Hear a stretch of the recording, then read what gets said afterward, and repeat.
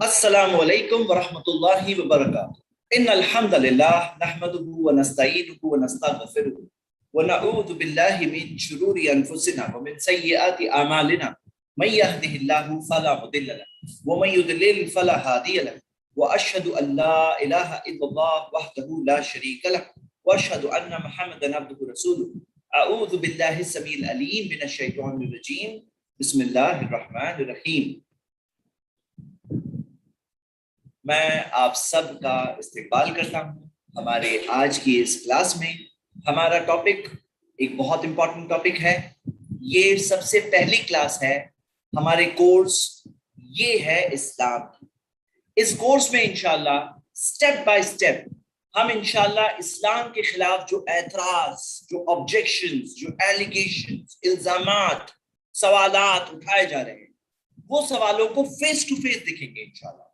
उन्हें हम सबसे पहले देखेंगे, उनके मुतालिक हम सबसे पहले देखेंगे कि एक्चुअली कुरान और हदीस में क्या है, और उसके आगे हम इंशाल्लाह हम देखेंगे कि क्या चीज है जो लोगों में पाई जा रही है, क्या सवाल है जो उठाया जा रहा है, उसके एनालिसिस देखेंगे। जो मैं सवाल देख रहा हूं, आज हम सबसे फर्स्ट कैटेगरी सवालों की शुरू कर रहे हैं, और जो है साइंटिफिक एतराज, जो साइंस से ताल्लुक रखते हैं ऐसे एतराज।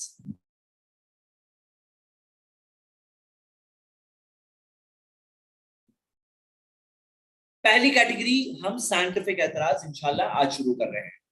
कैसे इनका जवाब जाने, मैं आपके सामने ये एक फॉर्मूला रख रहा हूं जो आपकी स्क्रीन पर है। इसमें हम 5 टाइप के इंशाल्लाह सवाल देखेंगे, 5 टाइप्स ऑफ क्वेश्चंस। सबसे पहले जो सवाल देख रहे हैं उसमें एक किस्म हमें दिखती है, बहुत बड़ी कैटेगरी, फेक एतराज, जाली एतराजात। और ये जाली एतराजात को एक ही बॉल में सबके सबको आउट कर सकते हैं, और वो क्या है? अगर आप अपने कॉमन सेंस को ऑन रखें, जो सवाल होता है, अच्छा जरा मैं चाहता हूं कंफर्म हो कि साउंड क्लियर है, क्योंकि किसी किसी का फीडबैक आ रहा है। जस्ट अ मोमेंट प्लीज, मैं जरा चेक कर लेता हूं साउंड।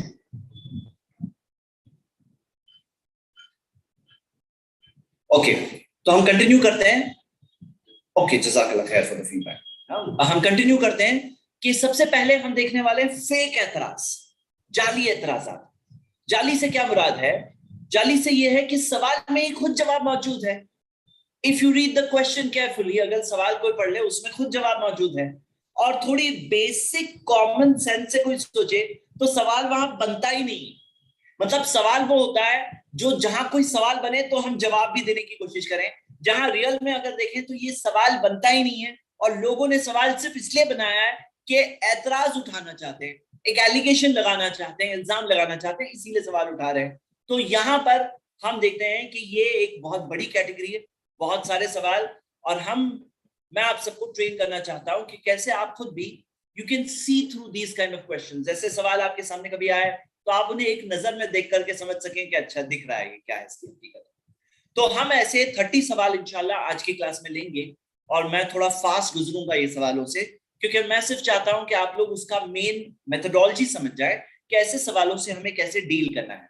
ये हो गई पहली कैटेगरी, बिल्कुल फेक, जाली एतराजात, बराए नाम एतराजात। मतलब सवाल किसी को उठाना है तो सवाल उठा रहे हैं लोग, और समझने वाला अगर खुद भी अगर थोड़ी सी कॉमन सेंस इस्तेमाल करे, उसे खुद भी समझ में आ जाएगा कि दिस इज एब्सोल्युटली नॉनसेंस। ये ऐसी चीज है कि खुद के इंटेलेक्चुअल लेवल को वो बताती है कि वो लोग जो सवाल पूछ रहे हैं वो इतना सा कॉमन सेंस नहीं इस्तेमाल कर सकते हैं, इतना सा सोच नहीं सकते हैं। एक होता है इंटेलेक्चुअल ऑनेस्टी, कि भाई अकल समझदारी के तौर पर क्या आपके अंदर ईमानदारी है कि नहीं, कि जहां पे सवाल बने वहां पूछिए, हम भी बात करने बैठे हैं। लेकिन जहां सवाल बनता नहीं है, आप बराए नाम अगर सवाल लोगे तो फिर क्या होगा? फिर ये डिस्कशन की वैल्यू खराब होती है। तो आइए हम वो सवालों को देखें इंशाल्लाह। मैं आप सबको चाहता हूं कि इसमें ट्रेन करूं कि आप ये सवालों के जवाब कैसे ऐसे समझ सकते हैं। तो इसीलिए मैं कोशिश ये करूंगा कि जब सवाल हमारे सामने आए तो मैं आपको पहले थोड़ा सा ब्रीफ मौका दूंगा, और आप में से मैं चांस दूंगा कि एक लाइन में आपको जवाब क्रैक करना है। मतलब मैं 1 से 2 लाइन सुनना नहीं चाहता, मैं चाहता हूं आप फर्स्ट लाइन में ही जवाब को टच करें कि इसके अंदर ये पॉइंट है। और हमारे पास टाइम कम है क्योंकि टारगेट बड़ा है इंशाल्लाह। ये सवालों के लिए हम 30 सवाल का आज का टारगेट रखें इंशाल्लाह। पूरी कोशिश करेंगे कि पूरा हो। अब पहले ये फॉर्मूला समझ जाए। मुझे 5 टाइप के सवाल मिले, कुछ मिले जो बिल्कुल फेक, जो हम उसकी 30 मिसालें आज देखने वाले हैं। आज सब जाली चीजें आने वाली, जेन्युइन चीजें आगे देखेंगे। सेकंड सवाल की किस्म ये थी जिसके अंदर इस्लाम की सही समझ हासिल हो जाए तो जवाब समझ में आ जाएगा। जैसे मिसाल के तौर पे कोई अरबिक वर्ड को किसी ने मिसअंडरस्टैंड किया है। मिसाल के तौर पर वर्ड समा, समा का मतलब क्या है? आमतौर पे तर्जुमा होता है आसमान, लेकिन समा का मतलब है किसी चीज का ऊपर का हिस्सा, यानी छत के अगर समा कहेंगे, जमीन के घर का छत समा, तो जमीन की छत को कहेंगे समा। और अगर दुनिया की समा को कहेंगे तो एटमॉस्फेयर भी हो सकता है, यहाँ जो फिजा है उससे ऊपर जाकर आसमान में सितारे वगैरह भी हो सकते हैं। तो समा की मीनिंग अगर कोई समझ ले, लिटरल मीनिंग, अरबिक डिक्शनरी की मीनिंग, तो बहुत सारे सवालों का जवाब मिल जाएगा। अर्द, ऐसे बहुत सारी मिसालें हैं, वो हम आगे देखेंगे। उसी तरह कुरान में क्या दिया है, हदीस में उसका एक्सप्लेनेशन क्या दिया है, उसकी करेक्ट इस्लामिक अंडरस्टैंडिंग क्या है, तो जवाब मिल जाएगा। ये सेकंड कैटेगरी। थर्ड कैटेगरी ये है कि जहां साइंस की सही अंडरस्टैंडिंग मिल जाए तो जवाब मिल जाएगा। मतलब लोग जब सवाल पूछ रहे हैं तो जेन्युइन या नॉट जेन्युइन, हम उसे थर्ड कैटेगरी में डाल रहे हैं। मतलब हम थोड़ी क्रेडिबिलिटी दे रहे हैं कि सवाल में कुछ ना कुछ वैल्यू है। अगर कोई एक साइंटिफिक रिसर्च को देखे तो माइंड ओपन अप होगा, माइंड ओपन अप हो जाएगा और लोग समझ जाएंगे कि अच्छा इसकी रियलिटी ये है और ये साइंटिफिकली इसके ये प्रूफ सामने आए हैं। हो सकता है उनकी नजर में ना हो, जो इतराज उठा रहे हैं उनकी नजर में ना हो, तो वी गिव देम क्रेडिबिलिटी कि भाई हो सकता है ये बात जेन्युइन हो, हो सकता है ये बात जेन्युइन है। तो ये हो गई थर्ड कैटेगरी। फोर्थ कैटेगरी, जहां पे साइंस के खिलाफ, मतलब इस्लाम की कोई टीचिंग साइंस के खिलाफ है, ये कैटेगरी में कुछ चंद ही सवाल है, लेकिन हम वो कैटेगरी भी देखेंगे कि इस्लाम की टीचिंग बज़ाहिरन अपेरेंटली साइंस के खिलाफ दिख रही है। इसकी क्या बात है, मैं आऊंगा। फर्स्ट कैटेगरी क्या, फेक। सेकंड क्या है, इस्लाम की सही समझ से जवाब मिल जाएगा। थर्ड है साइंस की सही समझ से जवाब मिल जाएगा। फोर्थ है साइंस के खिलाफ। और फिफ्थ कैटेगरी है वो सवाल जिनके जवाब में सिर्फ एक पॉइंट है, बिलीफ इन गॉड। यानी अगर कोई गॉड में बिलीव करे उससे वो सवालों का जवाब खुद ब खुद मिल जाएगा। अगर वो गॉड में बिलीव नहीं करता तो उसको उसके वो सवाल स्टैंडिंग रहेंगे। लेकिन हम यहाँ पे अपना फोकस रखते हैं कि do you believe in God, क्या तुम गॉड में बिलीव करते हो, ऊपर वाले में बिलीव करते हो? अगर ऊपर वाले में बिलीव करते हो तो क्लियर आंसर है। मिसाल के तौर पर कई सारे मिरेकल्स के, प्रॉफिट्स के जो मिरेकल्स है, प्रॉफिट्स के जो सारे नबियों के मौजिजे हैं, अब ये मौजिजों को लोग साइंटिफिकली बोलते हैं, साइंटिफिकली गलत है।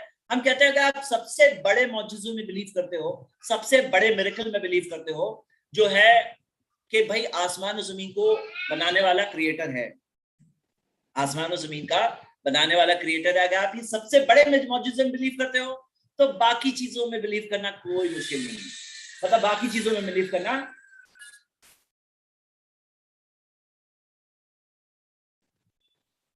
बाकी चीजों में बिलीव करना कोई मुश्किल बात नहीं है। अगर फर्स्ट बिगेस्ट चीज को बिलीव कर लें तो कोई मुश्किल चीज नहीं है। ओके, इंशाल्लाह ये चीज देखने के बाद आइए हम कंटिन्यू करते हैं। Just a moment please. Okay, I am back, अल्हम्दुलिल्लाह। तो कंटिन्यू करते हैं। अल्हम्दुलिल्लाह वस्सलातु वस्सलाम अला रसूलिल्लाह व अला आलिहि व सहबिहि अजमईन। मेरे ब्रदर्स एंड सिस्टर्स, हम लोग थे फोर्थ कैटेगरी, जो है साइंस के खिलाफ। साइंस के खिलाफ मतलब कहीं आपको मिलेगा जहां इस्लाम की टीचिंग्स आपको साइंस के खिलाफ बज़ाहिरन दिखेंगी। ये कैटेगरी के ताल्लुक से मैं आपको कुछ और बताना चाहता हूँ। फिफ्थ कैटेगरी है जिसका जवाब यही है, belief in God.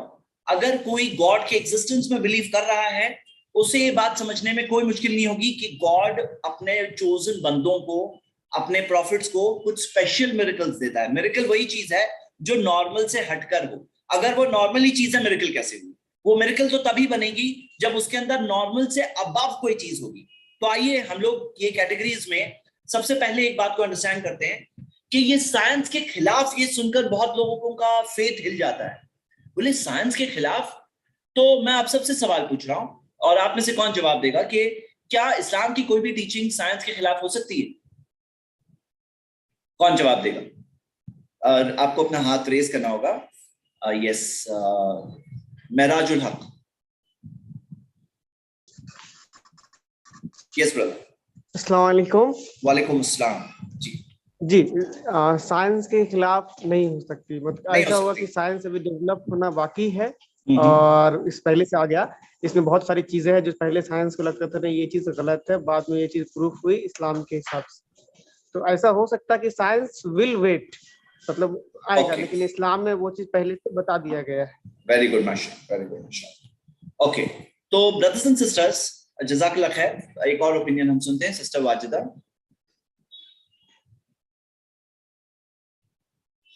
Unmute yourself kindly, अपने आप को अनम्यूट करें। सिस्टर रमशा।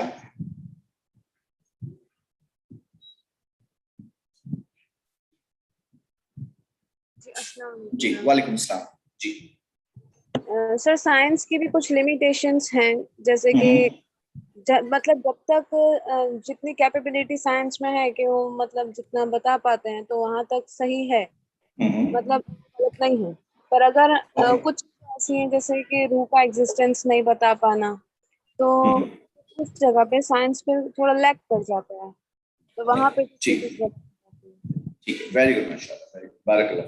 देखिए ब्रदर्स एंड सिस्टर्स, साइंस जो आज है वो क्या है? कुछ है ऑब्जर्वेशंस, ये देखा वो देखा, ये ऑब्जर्व किया, ये ऑब्जर्व किया, ऑब्जर्वेशंस, ये एक चीज हुई साइंस में क्या है। और सेकंड चीज जो साइंस में है, थियरीज। वो ऑब्जर्वेशंस को देखकर उस बेसिस पे थियरीज बनती है, तो ये थियरीज भी साइंस का हिस्सा है।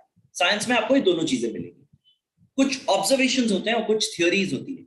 अब थियरीज के अंदर ये इशू है कि ये थियरीज अगर आप पढ़ें, जैसे द फिलॉसफी ऑफ साइंस अगर आप स्टडी करें, जैसे ऑक्सफोर्ड की हैंडबुक है, ऐसे आप किसी भी कोई भी टेक्स्ट बुक ले लें जो फिलॉसफी ऑफ साइंस के, भाई साइंस की असल फिलॉसफी क्या, फलसफा है साइंस के पीछे, व्हाट इज साइंस, तो आप ये देखोगे कि ये जो थियरीज है ये कैसे बनती है, एक प्रोसेस से गुजर के बनती है। एक ऑब्जर्वेशन होता है, फिर एक हाइपोथेसिस बनती है क्योंकि ये थियरी बन सकती है, हाइपोथेसिस है, फिर एक्सपेरिमेंट किया जाता है, उसका रिजल्ट आता है, रिजल्ट से अगर हाइपोथेसिस सपोर्ट हुआ तो अच्छा है, थियरी की तरफ बढ़ेगी बात, अगर नहीं सपोर्ट हुआ वापस पीछे जाएंगे, इनकंसिस्टेंट है, और फिर वापस जाके नई हाइपोथेसिस बनाई जाएगी, फाइनली जाकर एक थियरी बनती है।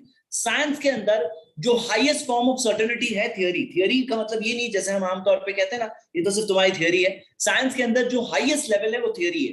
थियरी यानी कि बहुत हाईएस्ट लेवल है, वो इन मरहलों से गुजर करके वो चीज थियरी बनती है। हाँ, लेकिन साइंस के अंदर जो थियरीज है उसके अंदर कुछ प्रॉब्लम्स है, जो एक्सेप्टेड प्रॉब्लम है। एक प्रॉब्लम बोलते हैं प्रॉब्लम ऑफ इंडक्शन। इंडक्शन का मतलब यह है कि जैसे उन्होंने देखा कि भाई बतख जो होते हैं, डक, वो सब सफेद होते हैं। शुरू में देखा सफेद सफेद सफेद, तो एक हाइपोथेसिस बनाए कि सारे बतख सफेद होते हैं।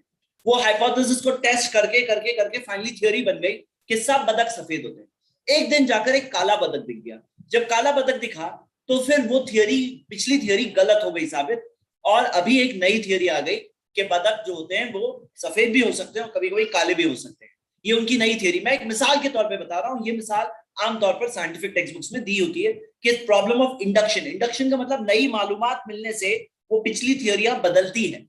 जैसे कोई नई मालूमात मिली तो थियरी जाकर चेंज होती है, ये एक बात होती है। और एक और प्रॉब्लम जिसे स्कैटर ग्राफ बोलते हैं। स्कैटर ग्राफ का मतलब क्या है? अब आप ये सब डॉट्स देख रहे हो, अब ये डॉट से कोई देखकर कहेगा इसमें से मैं ये पैटर्न बना रहा हूं, लेकिन दूसरा पर्सन कहेगा नहीं मैं इसमें से देखकर ये पैटर्न बना रहा हूं। तो वही डेटा लेकर, उसी डेटा को लेकर, मतलब नया डेटा नहीं है, सेम डेटा है दोनों के पास, किसी ने ये थियरी बनाई और किसी ने ये थियरी बनाई और कोई ये थियरी बनाएगा, मतलब ऐसे जाके उसमें कई थियरीज बनती है एक ही सेम डेटा को लेकर। जैसे मिसाल के तौर पर अगर आप देखें कि थियरी ऑफ एवोल्यूशन, तो डार्विन की जो थियरी ऑफ एवोल्यूशन है उसके अंदर जो नेचुरल सिलेक्शन की जो थियरी ऑफ एवोल्यूशन है, जिसको जो कहा गया है कि the tree of life, tree के अंदर यानी सिंगल से निकल करके अलग अलग ब्रांचेस निकले। लेकिन हम देखते हैं कि ऐसी कई थियरीज है जो साइंटिस्ट ने प्रपोज किया है फॉर एवोल्यूशन। मतलब एवोल्यूशन का टॉपिक हमारा आज का टॉपिक नहीं है, लेकिन एक मिसाल लेके हम समझ रहे हैं कि मतलब सेम स्कैटर ग्राफ के अंदर आप देखेंगे सेम इंफॉर्मेशन से अलग अलग थियरीज बनती है। अब मैं आपको चंद मिसालें इसकी बताना चाहता हूं। सबसे पहले अगर आप सिर्फ जाकर ये सर्च करें सुपरसीड थियरीज, कि ऐसी थियरीज जो पहले थियरी बना करती थी, हुआ करती थी, बाद में जाके वो कैंसिल हो गई, बाद में जाके वो चेंज हो गई, सुपरसीड हो गई। तो ऐसी सुपरसीड थियरीज आपको मिलेगी साइंस के अंदर। मतलब वो एक जमाने में थियरी थी और बाद में जाकर वो अभी थियरी नहीं रही, सुपरसीड हो गई। हाँ, तो आपको ऐसी मिसालें मिलेगी। और अगर आप देखें तो जैसे मिसाल के तौर पर फेमस ग्रेविटी का जो कैलकुलेशन है, न्यूटन के अंडर के मुताबिक जो ग्रेविटी का फॉर्मूला था और बाद में आकर आइंस्टाइन ने जो फॉर्मूला दिया, दोनों में डिफरेंस है, दोनों के फॉर्मूला में डिफरेंस है। तो ये क्या है कि पिछली थियरी चेंज हो गई, अब बाद में नई थियरी आ गई जो आइंस्टाइन की थियरी। तो थियरी चेंज भी होती है। तो जैसे मिसाल के तौर पे देखा गया कि करीब के छोटे डिस्टेंसेस के लिए ग्रेविटी का कैलकुलेशन न्यूटन का ठीक होता, लेकिन बड़े डिस्टेंसेस का जहां मामला है, तो जो जैसे आइंस्टाइन ने बताया कि स्पेस का एक जैसे फैब्रिक है, स्पेस टाइम नाम का एक फैब्रिक है, और ये फैब्रिक के अंदर ब्लेंड भी होता है, चेंज भी होता है, तो वो जो आइंस्टाइन ने थ्योरी पुट अप की जिसकी वजह से ग्रेविटी का कैलकुलेशन चेंज हुआ और कई सवाल थे जो एक्सप्लेन नहीं कर पा रहे थे पहले, अभी उनके जवाब मिल गए। तो हम देखते हैं साइंस के अंदर ऐसी थ्योरीज चेंज होती है। तो साइंस का मतलब क्या हुआ? एब्सोल्यूट नॉलेज नहीं है, मतलब ये एक ऐसी नॉलेज है जो बिल्कुल जैसे कहे ना कि ये चीज बन गई तो कभी बदल ही नहीं सकती, ये साइंस का मामला ही नहीं। अगर आप कोई भी अगर text book of philosophy of science देखें तो आपको यही बात समझ में आएगी कि साइंस से प्रोबेबिलिस्टिक नॉलेज होती है। प्रोबेबिलिस्टिक नॉलेज यानी ये तकरीबन अंदाजा है कि ये सही है, मतलब ये एब्सोल्यूट नॉलेज नहीं है कि जैसे कि पत्थर में लिख दिए ये हो गया फाइनल, अभी चेंज ही नहीं हो सकता। इस्लाम के अंदर जो इंफॉर्मेशन है जो कुरान में है वो एब्सोल्यूट नॉलेज है, क्योंकि हमारा ये बिलीफ है कि ये सारी बातें क्रिएटर की तरफ से, गॉड अलमाइटी की तरफ से, और गॉड अलमाइटी सब कुछ जानने वाला है। ही नोज एवरीथिंग, उसको सब चीज पता है, वो हर चीज के ताल्लुक से बाखबर है, वो हर चीज के ताल्लुक से बाखबर है।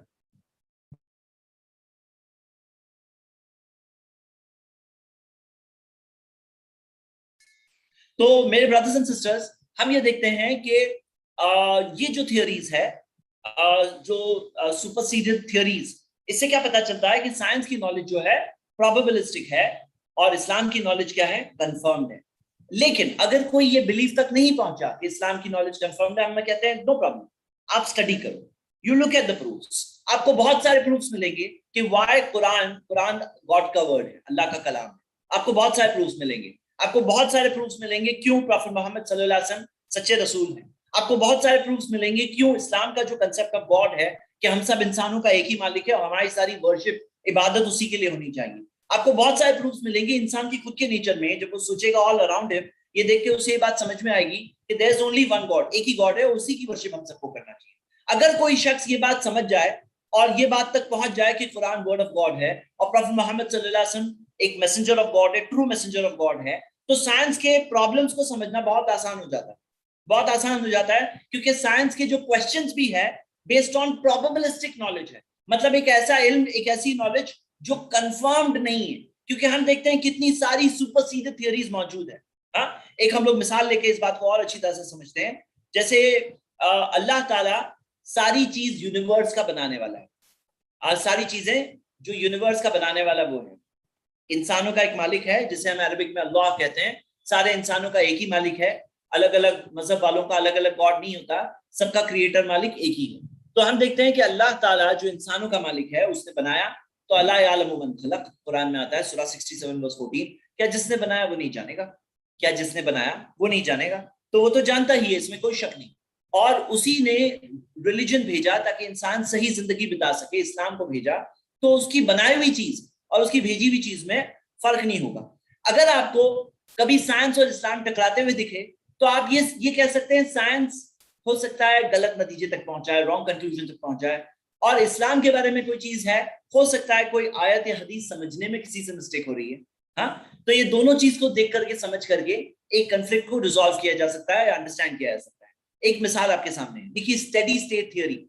जो स्टेडी स्टेट थियरी है तकरीबन मोर देन 100 ईयर्स तक माना गया कि स्टेडी स्टेट थियरी ये रियल थियरी, मतलब ये माना जाता था कि यूनिवर्स हमेशा हमेशा से है, हमेशा हमेशा से स्टेडी स्टेट, हमेशा हमेशा से है।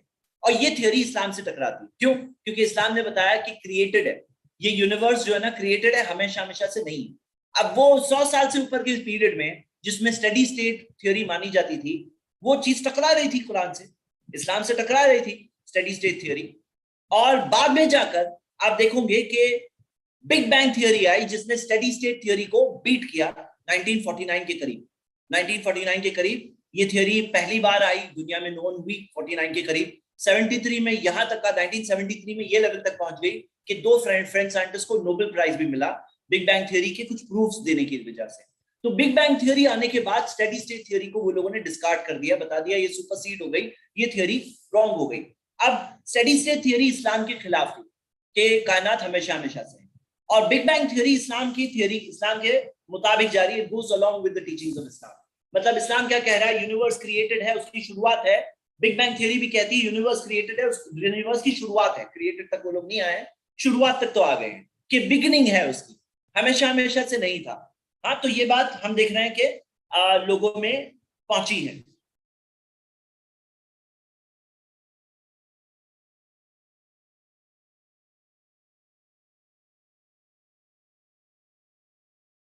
जस्ट 1 मिनट, फिर से कोई टेक्निकल इशू है जी।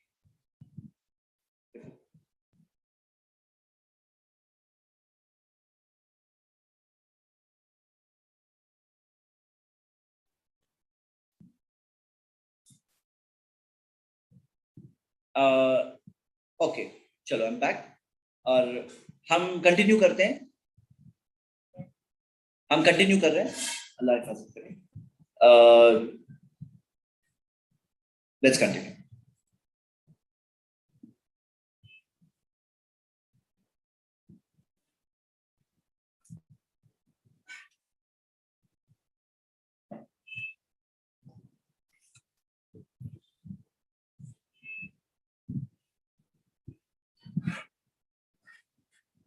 Okay brothers and sisters, let's continue. I hope अभी सब बेटर है इंशाल्लाह। मैं कुछ टेक्नोलॉजी चेक कर रहा था and there were some issues. चलिए हम आगे बढ़ते हैं। तो बिग बैंग थ्योरी ये इस्लाम की टीचिंग्स के मुताबिक जा रही है। अब अगर हम लोग आज की क्लास ले रहे होते 100 साल पहले, 1949 से पहले अगर हम ये क्लास ले रहे होते और तभी स्टेडी स्टेट थ्योरी मानी हुई होती, तो हमारी ये क्लास के अंदर मैं उसे अगेंस्ट इस्लाम में डालता कि ये थ्योरी में कुरान, इस्लाम की टीचिंग तो साइंस कॉन्ट्रडिक्शन में है, मतलब एक दूसरे से अपोज कर रहे हैं, है ना, हम ये कहते हैं। लेकिन फैक्ट ये है मेरे ब्रदर्स एंड सिस्टर्स कि वो थ्योरी रॉन्ग साबित हो गई, और ऐसी भी थ्योरीज है जो आगे जाकर सुपरसीड होगी, आगे जाके साबित होगा कि ये भी रॉन्ग है। तो ये बैकग्राउंड देखना बहुत जरूरी था। ये मैंने इसलिए बताया ताकि साइंस के खिलाफ कभी कहीं कहीं अगर आपको दिखे तो आपको उसकी रियलिटी समझना चाहिए, हम सबको उसकी रियलिटी समझना चाहिए। ओके ब्रदर्स एंड सिस्टर्स, हम आगे बढ़ते हैं। Let's start. हम फेक एतराज़ात का सिलसिला अभी शुरू कर रहे हैं। हम फेक एतराज़ात का सिलसिला शुरू कर रहे हैं। और फर्स्ट एतराज जो हम आज के ले ले रहे हैं, और उससे पहले मैं आपको एक बात बता दूं, एक टाइप की फैलेसी है जिसे कहते हैं स्ट्रॉ मैन फैलेसी। मतलब क्या है, सुनिए। अगर एक शख्स को दूसरे पर्सन को गलत बताना है तो कैसे गलत बताते हैं लोग इसमें?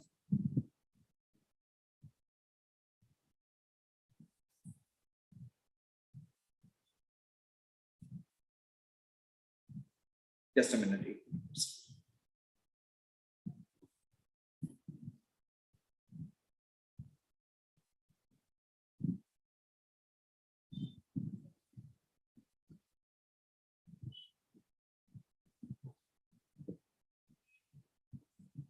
जी, कैसे गलत बताते हैं इसमें कि सामने वाले के रियल बात को इग्नोर करते हैं, एक प्रिटेंडेड आर्ग्यूमेंट दे देते हैं। मतलब उसे गलत साबित करना है ना, कैसे भी, बाय हुक और बाय क्रुक। तो कैसे करते हैं? ऑनेस्टी ही नहीं है, ये सच्चाई नहीं है, ये सही तरीका नहीं। क्या करते हैं? सामने वाले की रियल जो बात है उसको इग्नोर करके एक दूसरा फेक आर्ग्यूमेंट दे देते हैं, फिर वो फेक आर्ग्यूमेंट को डिफीट करते हैं। मतलब क्या कि अगर कोई कह रहा है कोई ऐसी चीज जो उसकी रियल बात है, वो रियल बात को छोड़ो, उसको एक गलत बात बताते हैं, एक गलत चीज स्ट्रॉ मैन कहते हैं।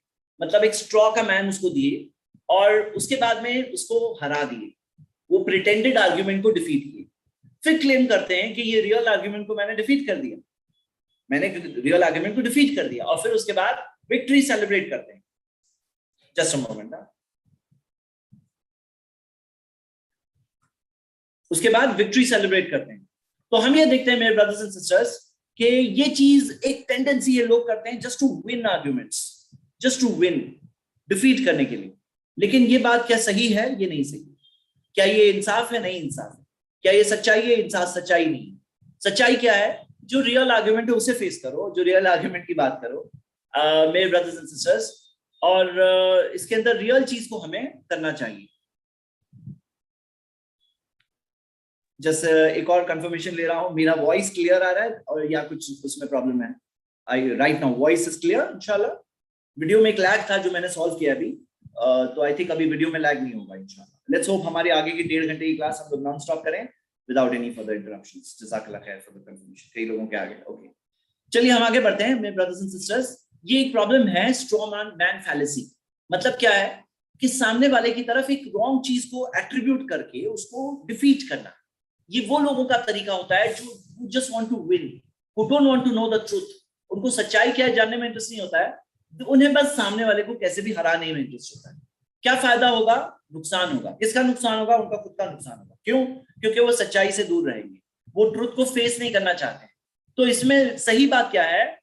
सही बात यह है कि उन्हें ट्रुथ को, सच्चाई को फेस करना चाहिए, उन्हें सच्ची बात को एक्सेप्ट करना चाहिए, रियल टर्म्स में एक रियल इंसान के तौर पे बात करना चाहिए, सच्चाई के साथ बात करना चाहिए। दिस इज इंसानियत, ये एक सच्चाई है। ये चीज ऐसी नहीं है कि कोई सिखाएगा तो मालूम पड़ेगा, ये in the very nature of man है, इंसान के नेचर में है। सच्चाई का तकाजा है, जो बात करो रियल करो, डोंट डू प्रिटेंडेड आर्ग्यूमेंट्स। मतलब कोई फेक आर्ग्यूमेंट पुट अप करके आप वो फेक आर्ग्यूमेंट को हरा दो और फिर कहा मैंने तुम्हें हरा दिया, ये कोई तरीका ही नहीं।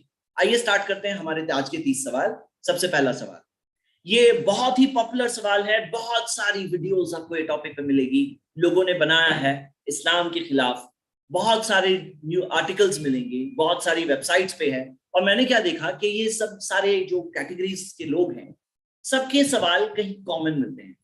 वही सवाल सारे अलग अलग किस्म के लोग पूछते हैं, जिनके अपने वेस्टेड इंटरेस्ट है, जो इस्लाम के खिलाफ है फॉर व्हाटएवर रीजन, और अपने वेब वीडियोस में, अपनी वेबसाइट्स पर सेम सवाल सब जगह मिलते हैं।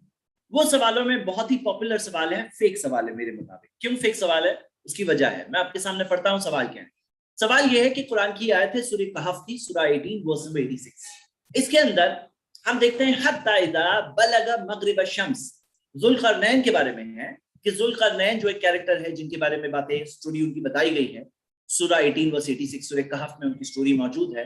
तो वो जब पहुंचे मगरिब शम्स, सूरज की गुरूब की जगह पर पहुंचे, सूरज जहां गुरूब होता था, हो रहा था, उन्होंने देखा तो वजदहा तगरुबु फी आइनिन हमियतिन, उन्होंने देखा कि सूरज आइनिन हमियतिन, वो एक हमियतिन यानी कि थोड़ा जैसा समझ लीजिए कि दलदल टाइप का, जो मडी टाइप का होता है, मडी किस्म का, आइन, आइन यानी कि स्प्रिंग, जो एक चश्मा होता है ना, स्प्रिंग, जो जहां पर वो मडी किस्म की स्प्रिंग के अंदर उन्होंने देखा कि वहां पर सूरज गुरूब हो रहा है। हाँ, वजदहा तगरुबु फी आइनिन हमियतिन व वजद इंदहा कौमन, और उसके करीब उन्होंने कौम को पाया, उन्होंने कौम को पाया, जहां पे जो सूरज को गुरूब होते देखा, जहां पे एक पर्टिकुलर जगह पे पहुंचे, जहां पे उन्होंने देखा सूरज गुरूब हो रहा है, और ये देख करके उन्होंने जो देखा, जहां पर एक मडी टाइप की स्प्रिंग थी। देखिए स्प्रिंग में अलग अलग टाइप की स्प्रिंग्स होती है, अगर आप स्प्रिंग्स को चेक करें, कुछ होती है जो क्लियर वाटर स्प्रिंग, कुछ होती है जो मडी होती है, कुछ होती है हॉट वाटर स्प्रिंग्स होती है। हाँ, तो अलग अलग टाइप की स्प्रिंग्स होती है। तो वो स्प्रिंग के अंदर उन्होंने देखा कि सूरज डूब रहा है, यानी कि इतनी बड़ी स्प्रिंग थी, हाँ इतनी बड़ी स्प्रिंग थी, इतना सारा उसमें पानी था कि उन्होंने देखा कि वहां पर सूरज डूब रहा है, और वहां पे वो लोकेशन, जो ऐसा लोकेशन था, उसके करीब उन्होंने एक कौम को पाया। फिर वो कौम की स्टोरी बताई गई। तो हम ये देखते हैं मेरे ब्रदर्स एंड सिस्टर्स, इस बात को प्रूफ बनाकर इल्जाम लगाया गया है कि इस्लाम ये सिखाता है कि सूरज जाकर कीचड़ वाले जो मडी वाटर स्प्रिंग के अंदर जाकर वहां पर डूबता है। इस्लाम के मुताबिक सूरज जाके कहां डूबता है? डूबता है जाकर एक मडी वाटर स्प्रिंग में डूबता है। इसके ऊपर लोगों ने वीडियोस बनाई, इमेजेस बनाई, आर्टिकल्स लिखे, और ये कई चीजें ये इस ताल्लुक से वो बनाते हैं। लेकिन मेरा कहना है ये सवाल फेक सवाल है, this is a fake question. क्यों? क्योंकि सवाल में ही जवाब मौजूद है। मैं आप सब में से सिर्फ चाहता हूं, जैसे आप लोगों को मैंने कहा, जो सवाल के ना मैं आप लोगों को जो मौका दूंगा, 1 लाइन में मुझे आंसर चाहिए। तो जिसको 1 लाइन में आंसर पता है वही हाथ उठाएंगे इंशाल्लाह। यस ब्रदर जमील, आपको जवाब दिख रहा है? आपकी आंखों के सामने है, जवाब दिख रहा है जी? अस्सलाम वालेकुम। वालेकुम सलाम जी। इसमें लिखा है कि जुल्करनैन ने देखा, हाँ, ना कि अल्लाह ने कहा। जुल्करनैन देखा इसको कि सूरज डूब रहा है, जैसे समुद्र के किनारे जाते देखते। वेरी गुड, माशाल्लाह, ऑन द डॉट, माशाल्लाह, जज़ाकल्लाह खैर ब्रदर जमील, बारकल्लाहु फी। हाँ, और पहले मैं आपको बता दूं, हम लोग जब इंटरेक्ट करेंगे, मैं जब आया मैंने कहा अस्सलाम वालेकुम, आप सबने कहा वालेकुम अस्सलाम, तो हमारा सलाम हो गया। आप डायरेक्टली आंसर दे सकते हैं इंशाल्लाह, आपकी 1 लाइन वहीं से स्टार्ट हो जाए। हाँ, तो वजदहा तगरुबु फी आइनिन हमियतिन, यहाँ पे आंसर है मौजूद, सामने है वजदहा। यहाँ पे नहीं कहा गया है कि अल्लाह ताला ने सूरज को डुबाया मडी स्प्रिंग में, अल्लाह ताला ने ऐसे बनाया है कि सूरज जाके डूबेगा मडी स्प्रिंग में। यहाँ पे है जुल्करनैन के पॉइंट ऑफ व्यू से है वजदहा। जुल्करनैन ने वजदा, यानी वजदा का मतलब पाया। किसने पाया? जुल्करनैन ने पाया। किसके पॉइंट ऑफ व्यू की बात हो रही है? जुल्करनैन के पॉइंट ऑफ व्यू की बात हो रही है। इसमें ये नहीं कहा जा रहा है कि अल्लाह ने बनाया। हाँ, तो यहाँ पे लोग आर्ग्यू करते हैं, लेकिन कितनी सिंपल बात है, पॉइंट ऑफ व्यू की बात हो रही है, जुल्करनैन के पॉइंट ऑफ व्यू की बात है। मतलब एक आंसर जो सादा सादा सिंपल सामने दिख रहा है, उसके अंदर मुझे समझाना पड़े तो I feel like it's foolish. है बात यह है कि सामने क्लियर दिख रहा है, वजदहा की बात हो रही है। हाँ, तो ये सब पॉइंट्स क्या है, ये सब गलत है। जैसे इसमें हम लोग इब्न कसीर का आंसर देखेंगे। मैं ये आंसर क्यों बता रहा हूँ, क्योंकि आज से 700 साल पहले का आंसर है। मतलब आज के आपके साइंटिफिक एतराज के बाद में हमने आंसर लिखा है, ऐसा नहीं है। और ये जो अगर आप अरबिक की कई तफसीरें देखेंगे, आपको ऐसे ही आंसर्स मिलेंगे सब तफसीरों में। इमाम इब्न कसीर ने क्या कहा है, 700 साल पुरानी तफसीर है, वक़ौलुहु वजदहा तग़रुबु फी ऐनिन हमियतिन, जो अल्लाह का कौल है, अल्लाह ने कहा है कि जुल्करनैन ने पाया कि सूरज डूब रहा है एक मडी वाटर स्प्रिंग में। तो उन्होंने कहा आई राशमसा, आई यानी कि इट मींस राशमसा, उन्होंने देखा सूरज को, फी मंज़िरिही, अपने पोजीशन से उन्होंने देखा, फी मंज़िरिही तग़रुबु फिल बहरिल मुहीत, कि जैसे कि वो एक समंदर में डूब रहा है, एक बड़े समंदर में। और मैं आपको बता दूं कि कई बार, जैसे कई लोकेशंस की बात है, स्प्रिंग वाटर जाके समंदर से मिलता है, जो स्प्रिंग वाटर निकलता है जाके समंदर से मिलता है। स्प्रिंग्स भी बड़ी बड़ी स्प्रिंग्स भी होती, लेकिन कई जगह पर, कई जगह ऐसी भी है, ये लोकेशन कौन सी लोकेशन है ये एक डिस्कवर करना एक अलग टॉपिक है। लेकिन यहाँ बात ये हो रहा है कि वो स्प्रिंग जो है वो जाकर के समंदर से भी मिलती है। जुल्करनैन ने वो स्प्रिंग के पास लोकेशन पे देखा कि सूरज डूब रहा है, और कैसे है वो अल्लाह नोज़ बेस्ट कि कैसे इतनी बड़ी स्प्रिंग है, उन्होंने देखा उस लोकेशन पे कि सूरज डूब रहा है। तो इमाम इब्न कसीर कहते हैं वहादा शानु कुल्ली मन इंतहा इला साहिली, कि ये पोजीशन होती है हर वो शख्स की जो किसी साहिल पे होता है, वो किसी साहिल पे होता है, यानी साहिल में से देख रहा है कि सूरज डूब रहा है, तो वो क्या देख रहा है, इमाम इब्न कसीर कह रहे हैं ही सेइंग कि ये हर एक वो शख्स की बात है जो कहीं साहिल से देखता है, यराहा कान्हा तग़रुबु फी, वो देखता है कि जैसे कि सूरज उसमें डूब रहा है, देख रहा है जैसे कि सूरज उसमें डूब रहा है। वही ला तुफारिकुल फलक राबिया अल्लज़ी हिया मुसब्बततुन फीही ला तुफारिकुहु, वो कहते हैं इसके अंदर कोई वो फर्क नहीं है जो कुरान के अंदर, वो एक दूसरे वर्स की तरफ रेफर कर रहे हैं कि दूसरे वर्स है जिसके अंदर दिया है कि सूरज अपनी मदार में, अपनी ऑर्बिट में चल रहा है। वो कह रहे हैं कि ऐसा नहीं है वो अपनी ऑर्बिट से निकल करके आगे कीचड़ के पानी में जाके डूबता है। यहाँ जुल्करनैन ने अपने पॉइंट ऑफ व्यू से देखा, और हम देखते हैं कि उन्होंने जो वर्ड्स को रिफर किया इमाम इब्न कसीर ने, इस वर्ड्स को, वल्लज़ी खलक़ल लैला वन्नहारा वश्शम्स वल्क़मरा, कि अल्लाह ही है जिसने रात को बनाया, दिन को बनाया, सूरज को बनाया, चांद को बनाया, कुल्लुन फी फ़लकी यस्बहून, सब के सब अपनी ही फलक में, अपनी ही मदार ऑर्बिट में चल रहे हैं, तैर रहे हैं। हाँ, सब के सब अपनी ऑर्बिट में तैर रहे हैं। वो कह रहे हैं कि ये सूरज तो अपनी ऑर्बिट में तैर रहा है, वो जाकर वहां कीचड़ वाले पानी में डूबेगा, ऐसा थोड़ी है। इमाम इब्न कसीर इस बात को, ये सब ऑब्जेक्शंस उठने से बहुत सारे सैकड़ों साल पहले आंसर दे चुके हैं। मतलब आंसर इज वेरी क्लियर। और एक चीज, जिसने डूबते देखा तो उसको ये भी देखना चाहिए, क्या देखना चाहिए, ये जो आयत है इसके अंदर, ये देखिए यहाँ पे आयत नंबर 90 में आता है, वहीं पे 86 से 90 में आता है, 4 आयत आगे, हत्ता इज़ा बलगा मतलिया शम्स, यहां तक आके जुल्करनैन पहुंचे एक ऐसी जगह पर जहां पे उन्हें सूरज को राइज होते हुए देखा। एक सेकंड जर्नी, मतलब उसका एक सेकंड पार्ट था जर्नी का। वजदहा, उन्होंने सूरज को पाया, तत्लु अला कौमिन लम नजअल लहुम मिन दूनिहा सितरा, एक ऐसी कौम के ऊपर सूरज निकल रहा है जिसके पास सूरज की रोशनी, सूरज के लिए कोई आड़ नहीं बनी हुई थी, कोई कवर नहीं था। तो अब ये बताओ, अगर जाता है कीचड़ वाले पानी में, निकलना भी चाहिए कीचड़ वाले पानी से, लेकिन वो निकल रहा है कौम के ऊपर से निकल रहा है। डू यू मीन टू से कि सूरज उसी कौम के ऊपर से निकलता है? तो यहाँ पे बात ये है कि सूरज को उन्होंने वजदहा अपने पॉइंट ऑफ व्यू से पाया। इमाम इब्न कसीर ने कैसे एक्सप्लेन किया, जैसे कोई साहिल पे जाकर देखता है जैसे कि सूरज डूब रहा है, कोई समंदर में डूब रहा है, तो वो अपने पॉइंट ऑफ व्यू से, जुल्करनैन अपने पॉइंट ऑफ व्यू से बता रहे हैं। Answer is very clear, answer बहुत क्लियर है। और आप अगर इसके अंदर देखना चाहें तो जैसे हमारे न्यूज़पेपर्स में, हमारी वेबसाइट्स में, एप्स में हम देखते हैं सनराइज एंड सनसेट। क्या है सनराइज और सनसेट? सनराइज और सनसेट क्या है? सनराइज हो रहा है, सनसेट हो रहा है, सनराइज नहीं हो रहा है, सनसेट नहीं हो रहा है। अरे भाई, जमीन रोटेट हो रही है, जमीन रोटेट हो रही है, सन थोड़ी राइज हो रहा है, सन थोड़ी सेट हो रहा है, जमीन अपनी जगह से रोटेट हो रही है। तो what is the point? Point यहाँ पे ये है मेरे ब्रदर्स एंड सिस्टर्स कि ये टर्म है, हम सब जानते हैं सन राइज नहीं हो रहा है, जमीन रोटेट हो रही है। अब हो सकता है आज से 500 साल बाद, 1000 साल बाद, अगर दुनिया उतनी रही तो कोई आके कहेगा कि 2021 के जो लोग थे ना, 2021 को जमाने के लोग सनराइज बोलते थे। हाउ अनसाइंटिफिक, कितने अनसाइंटिफिक लोग थे वो, कोई कहेगा ये? कि भाई ये लोग अनसाइंटिफिक थे, सनराइज बोलते थे। कितनी गलत बात, सनराइज नहीं बोलना चाहिए, सनसेट नहीं बोलना चाहिए। सन थोड़ी सेट हो रहा है, सन थोड़ी राइज हो रहा है। तो यहाँ पर पॉइंट ऑफ व्यू क्या है, हमारे पॉइंट ऑफ व्यू से हमें राइज होता दिख रहा है ना, क्या टाइम पे राइज होता दिखा, वो टाइम को हम लोग सनराइज बोलते हैं। मतलब दिखने की बात कर रहे हैं फ्रॉम आवर पर्सपेक्टिव, हमारे पॉइंट ऑफ व्यू से सनराइज हो रहा दिख रहा है। ये बात समझाने की जरूरत है। ये तो एक बच्चा, स्कूल का बच्चा पॉइंट बोल सकता है कि सनराइज होता हुआ दिख रहा है, सन इज सनराइज होता हुआ दिख रहा है, ये कोई पॉइंट है। अब जैसे ये पॉइंट समझाने के लिए एक और मैं मिसाल दे रहा हूं। ये नासा के की वेबसाइट पर मैंने ये फोटो का लिंक दिया है आपको, और ये नासा की वेबसाइट से फोटो है। इसमें देखिए 2005 की फोटो है कि नासा का जो मार्स एक्सप्लोरेशन की रोवर स्पिरिट ने ये एक स्टनिंग व्यू कैप्चर किया। क्या कैप्चर किया? एज द सन सैंक, सन डूब गया, sun sank below the rim of the Gusev crater on Mars.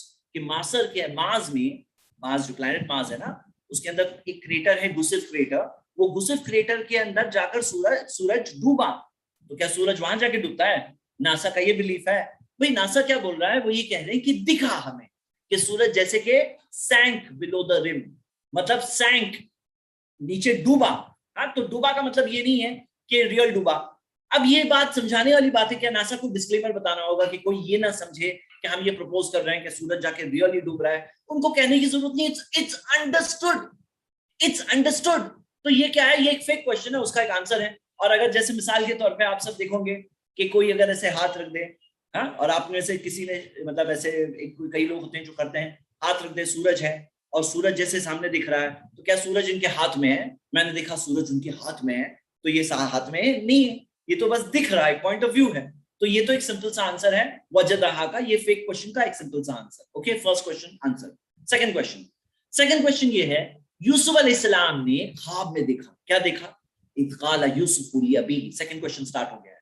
Is क़ाला Yusuf लि अबीही, कि यूसुफ ने अपने फादर से कहा, या अबती, ऐ मेरे वालिद, ओ माय फादर, इन्नी रायतु अहदा अशरा कौकबन, मैं देख रहा हूं 11 कौकब को। कौकब जो है ना, मतलब हेवनली बॉडी, उसके अंदर सैयारा, प्लैनेट भी हो सकता है और सितारा भी हो सकता है। दोनों मीनिंग उसके अंदर एप्लीकेबल होती है, सैयारा सितारा दोनों मीनिंग एप्लीकेबल होती है। वश्शम्स वल कमरा, देखिए कुछ वर्ड्स है जैसे नज्म, नज्म सिर्फ सितारे के लिए होता है। कौकब कोई भी हेवनली आसमानी बॉडी को कहते हैं कौकब, तो प्लैनेट्स के लिए भी आता है। तो हम ये देखते हैं कि जस्ट अ मिनट,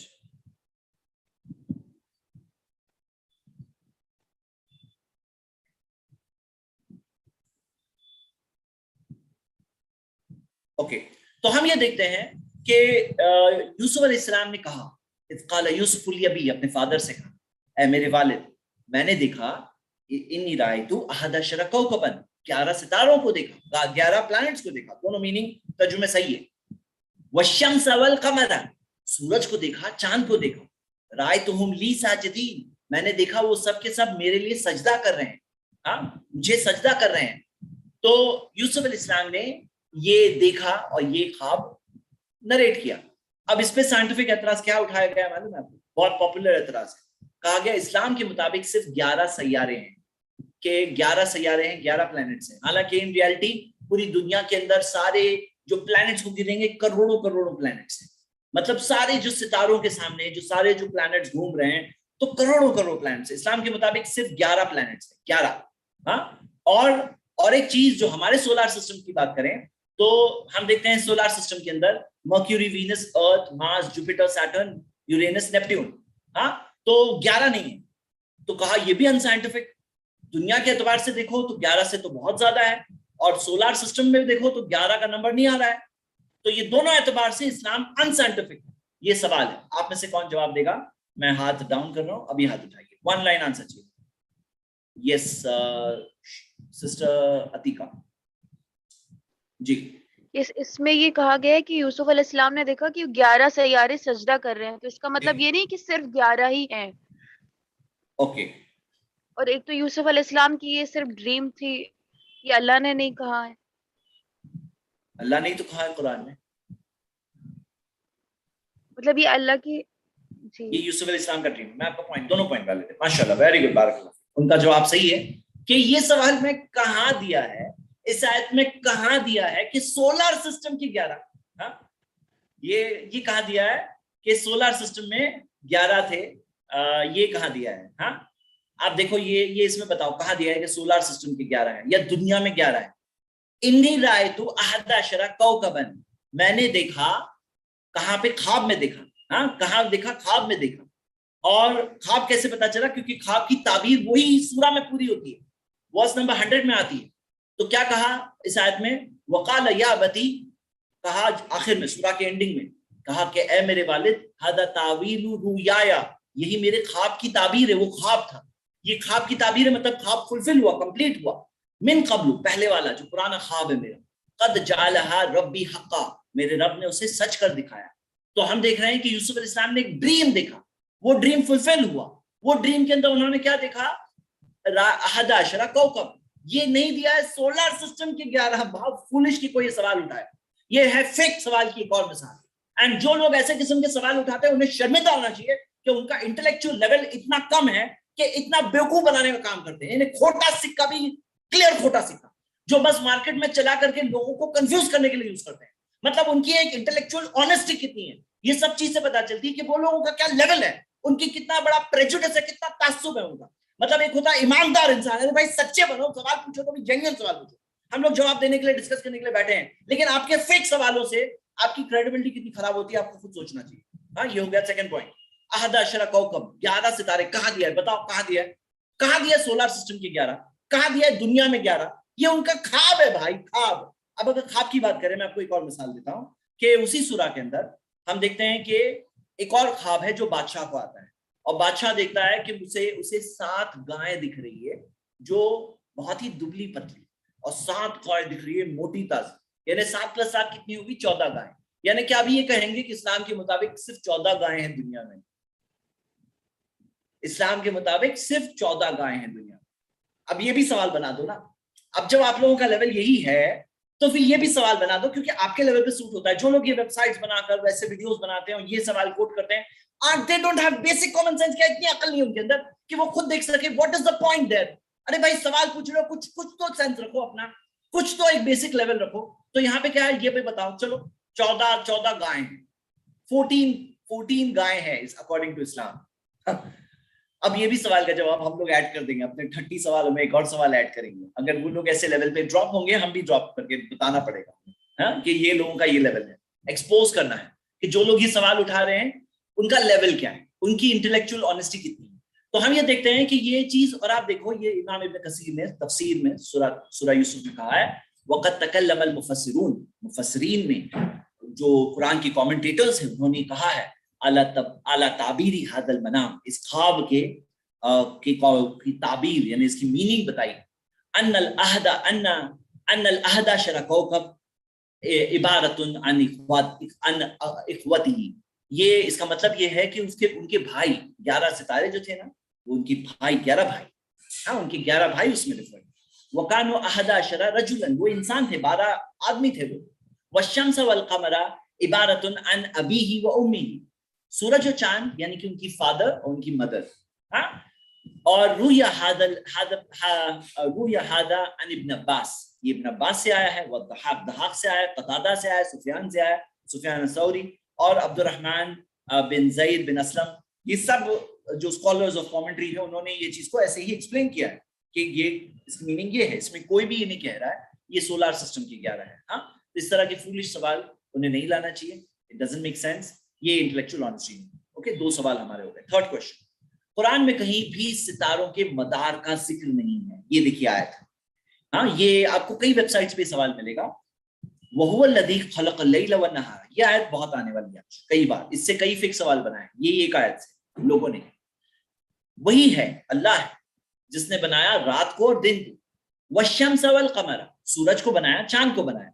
कुल्लुन फी फलकी यस्बहून, सूरज को बनाया, गौर से सुनो, सूरज को बनाया, चांद को बनाया, सब के सब अपनी मदार में ऑर्बिट में तैरते फिरते हैं। सवाल क्या है कि कुरान के मुताबिक सूरज चल रहा है, चांद चल रहा है, सितारों की मदारों का कहीं भी जिक्र नहीं है, यानी सितारे फिक्स्ड हैं। कुरान के मुताबिक सितारे फिक्स्ड है, सूरज चल रहा है, चांद चल रहा है, सितारे फिक्स्ड। अब आप बताओ इसका आंसर क्या है, कौन बताएगा? अभी रेज योर हैंड्स, मैंने हाथ डाउन किया, अभी रेज करिए। हाँ, मैं चाहूंगा अलग अलग लोग जवाब दें, वन लाइन में जवाब दें। क्या किसी को जवाब दिख रहा है सवाल का? सवाल समझ गए आप?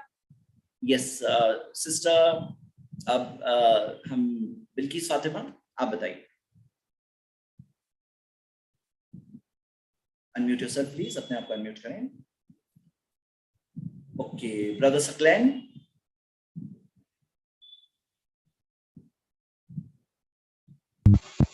चांद और सूरज भी तो एक स्टार। चांद और सितारे, सॉरी, सूरज और चांद सितारे हैं। ओ नहीं, ये बहुत डिफिकल्ट आंसर है। सितारों, देखो सितारे फिक्स है, यहाँ दिया है। हाँ, सूरज और चांद के घूमने का दिया हुआ है कि वो तैर रहे हैं, सूरज तैर रहा है, चांद तैर रहा है, मतलब वो अपने ऑर्बिट में मूव हो रहे हैं, लेकिन सितारों का कहीं मेंशन नहीं है इसमें। यस सिस्टर बिल्किस, आपने अनम्यूट किया था, अनम्यूट करें अपने आप को। ब्रदर सकलैन, आपने ट्राई किया, जज़ाकल्लाह खैर जी। नगमा, सिस्टर नगमा चौधरी। वही अल्लाह है जिसने रात और दिन को और सूरज और चांद को पैदा किया। रात और दिन में सितारे, मतलब रात में सितारे भी होते हैं और Okay. उनमें हर एक मतलब सभी हर एक अपने अपने मदार में ऑर्बिट में तैरते फिरते हैं। सभी से मुराद? सभी से मुराद उसमें सितारे भी आ जाते हैं। ओके, जज़ाकल्लाह खैर, वेरी गुड, माशाल्लाह। देखिए यहाँ पे इसका आंसर सबसे पहले ये है कि इसमें कहाँ ये दिया है कि सितारे नहीं तैर रहे, सूरज तैर रहा है, चांद तैर रहा है, ये कहाँ दिया है कि सितारे नहीं तैर रहे? ये कैसे कोई कह सकता है कि इस्लाम के मुताबिक सितारे फिक्स्ड है, तैरते नहीं? ये कहाँ दिया है कि सितारे नहीं तैर रहे? बताओ कहाँ दिया है? हाँ, ये आयत में सूरज और चांद के तैरने का जिक्र है, सितारे नहीं तैर रहे, कहीं दिख रहा है? नहीं तैर रहे, दिया है। जैसे मिसाल के तौर पर मैं कहूं कि मिसाल के तौर पर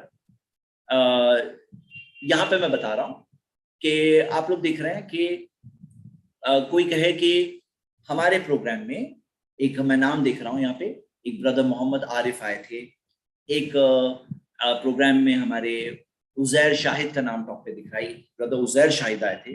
क्या इसका ये मतलब है सिर्फ दो ही लोग आए थे? क्या इसका ये मतलब है दो ही आए थे? कि मैंने बाकी सब लोगों का नाम नहीं लिया, उसका क्या ये मतलब है ये दो ही लोग आए हैं प्रोग्राम में? आए कई लोग हैं, मैं दो का नाम जिक्र कर रहा हूं। यहाँ पे सूरज और चांद का जिक्र है, इसका ये मतलब नहीं है कि सिर्फ सूरज और चांद तैर रहे हैं। फर्स्ट ऑफ ऑल ये इल्जाम गलत है। क्यों? क्योंकि यहाँ पर ऐसा कुछ दिया नहीं है। ऑब्वियस भाई, ऐसे कैसे आप कोई भी चीज कहीं भी फिट करोगे?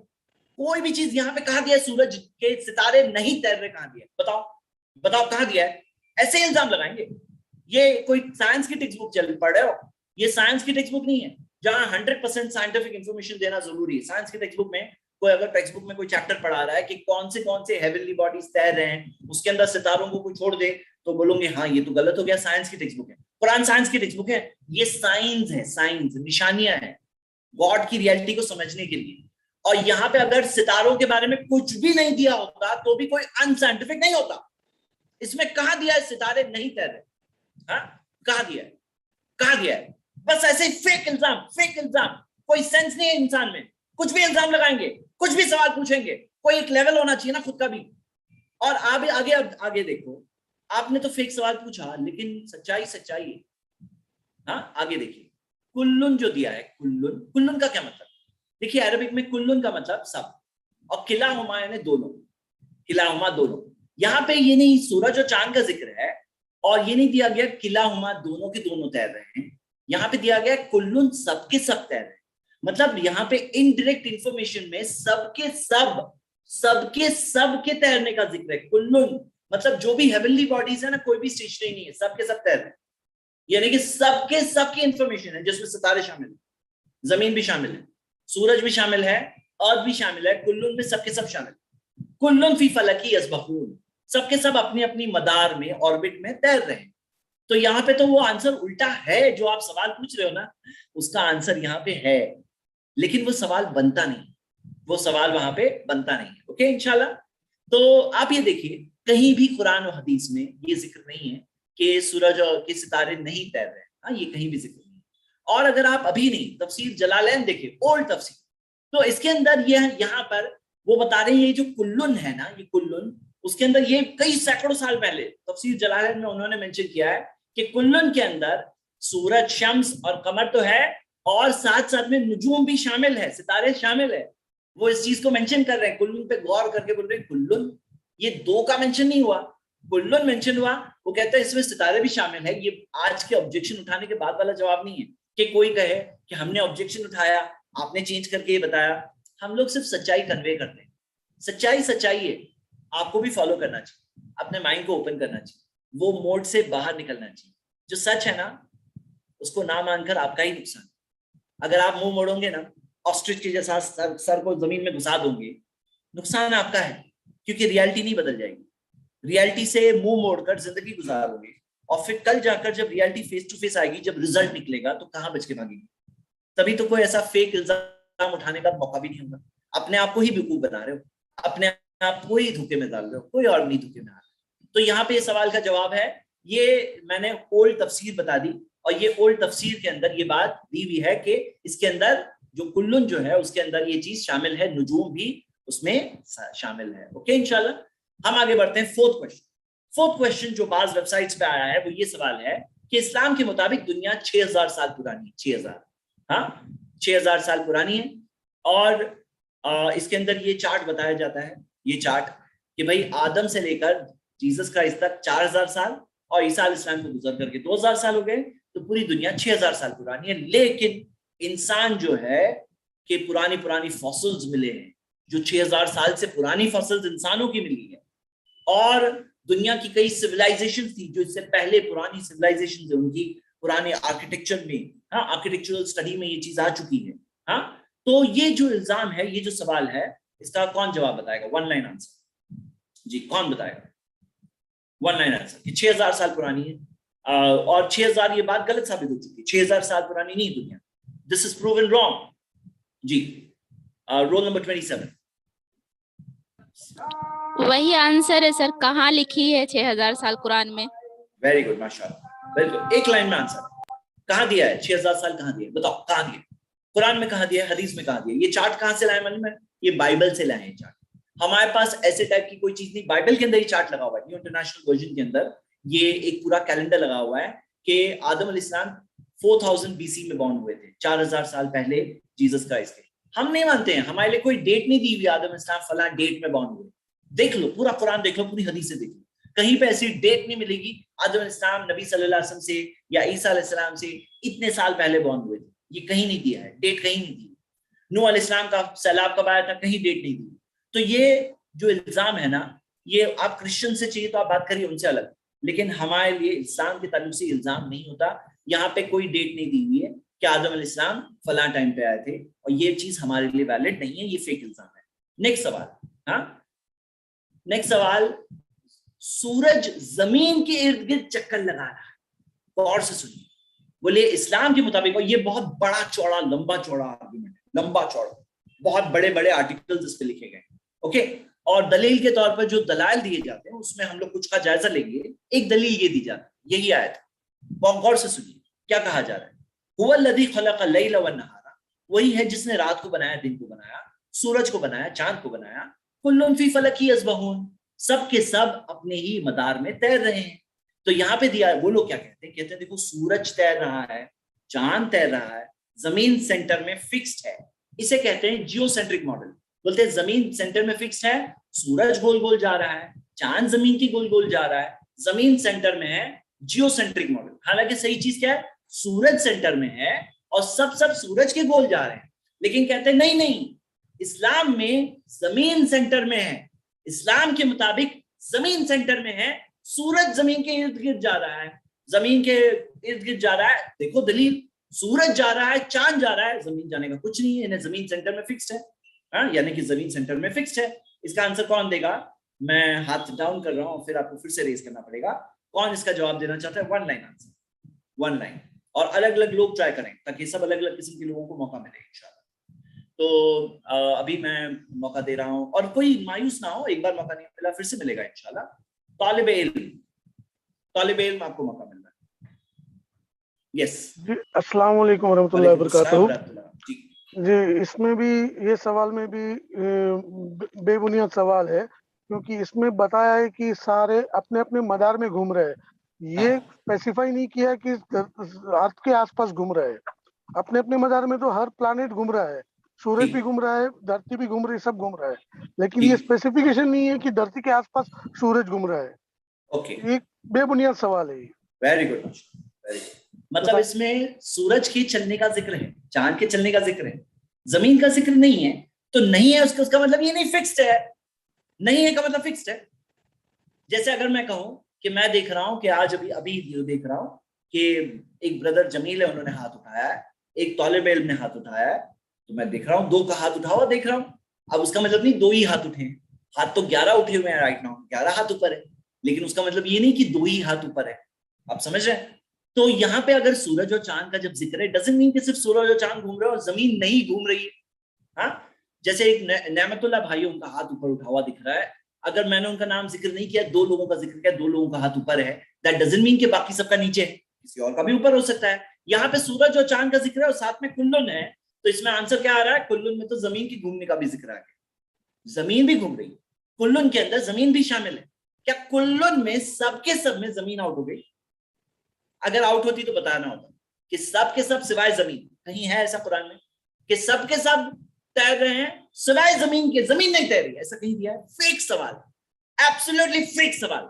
और फेक सवाल से ना जब लोग उसको इंपॉर्टेंस देते हैं ना, मतलब उसको इंपॉर्टेंस समझते हैं, तो मतलब मैं बोलूंगा कोई बात है, तो फेक बेवकूफ। यानी ऐसा है कि जैसे फेक नोट चल रही है मार्केट में, और जैसे आपको एम्परर्स न्यू क्लोथ्स का मालूम है कहानी, कि एक दर्जी था और जिसने बहुत ऐसे कपड़े बनाया, बोले ऐसे कपड़े बनाया, एम्परर को बेचा, बहुत पैसे लिया, और जो किसी को नहीं दिखाई देंगे, सिर्फ जो साफ दिल है उसी को दिखाई देंगे कपड़े।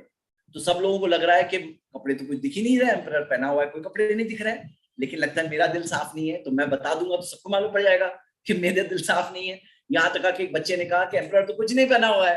तो ये एम्परर्स न्यू क्लोथ जैसे एतराज है, ये लोगों के इस तरह के एतराज है जिसके अंदर कोई हकीकत नहीं है। ये सब झूठी बातें हैं, चलाने वाली बातें हैं, हक को बस लोगों से दूर करने वाली बातें। हाँ, ये हो गया हमारे अगले सवाल का जवाब। सिंपल आंसर क्या है? आंसर सिंपल है कि ये कहा दिया है कि जमीन इर्द गिर्द चक्कर, जमीन के इर्द गिर्द लगा रहे हैं, सूरज और चांद जमीन के इर्द गिर्द लगा रहे। कहा दिया बोलो? सूरज और चांद फलकी यस्बहून जमीन के इर्द गिर्द लगा रहे, कहा दिया? और जमीन कोई चक्कर नहीं लगा रही है, कहा दिया? हाँ, तो ये बहुत इंपॉर्टेंट। अगला सवाल, सूरज और चांद का जिक्र है, उसके बाद में रात और दिन का जिक्र। इससे यह पता चलता है कि रात और दिन की वजह सूरज और चांद। पढ़िए ये आयत, ये एतराजात पूरे है मौजूद। हाँ, ये पूरे एतराजात सारे मौजूद है, एक जगह नहीं कई जगह मौजूद है। ओके, तो यहां हम ये देख रहे हैं, बोले देखिए क्या सवाल, सुनिए सवाल। हुवल्लज़ी खलक़ल लैला वन नहारा, वही है जिसने रात को बनाया और दिन को बनाया। हाँ, रात को बनाया, दिन को बनाया। वश्शम्स वल क़मरा, सूरज को बनाया, चांद को बनाया। तो कहते हैं रात को बनाया, दिन को बनाया, सूरज को बनाया, चांद को बनाया। इससे ये पता चल रहा है, बोलो को पता चल रहा है, सवाल पूछने वाले को ये पता चल रहा है। हाँ, क्या पता चल रहा है?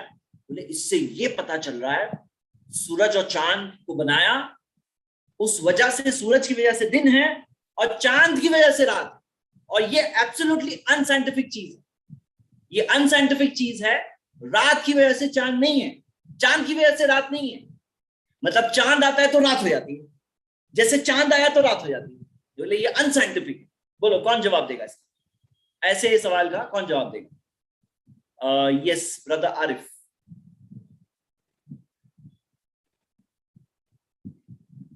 अनम्यूट करें। ओके, ब्रदर जैदुद्दीन अनम्यूट करें। जी अस्सलाम वालेकुम। वालेकुम सलाम जी। जैसे कि चांद जो है तो दिन में भी निकला रहता है। हाँ, तो ये थोड़ी कि दिन में रात हो गई। हाँ, ओके, चांद दिन में भी निकला रहता है। हाँ, तो आप क्या कह रहे हैं? यानी कि अनसाइंटिफिक है ना ये बात? कौन सी बात? कि चांद की वजह से रात होती है जी। ये बात अनसाइंटिफिक है कि नहीं? जी अनसाइंटिफिक है। और ये कुरान में है कि नहीं?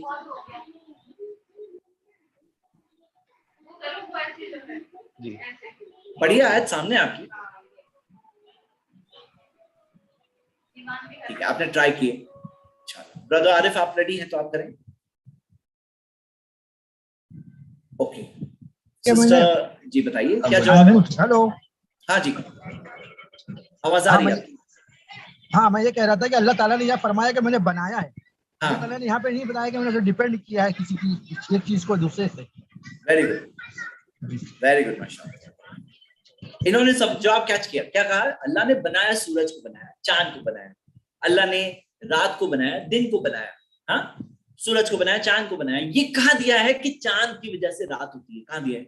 देखो आप सब एक बात ख्याल रखो, कहाँ पे वो लोग अपने सेंटेंस बीच में घुसा रहे हैं, अपने मीनिंग फिट कर रहे हैं, खुद मीनिंग लाके फिट कर रहे हैं। स्ट्रॉमैन यही हुआ ना, खुद की मीनिंग लाओ फिट करो, फिर वो मीनिंग को गलत साबित करो, फिर ओरिजिनल को इस तरह से गलत साबित करो।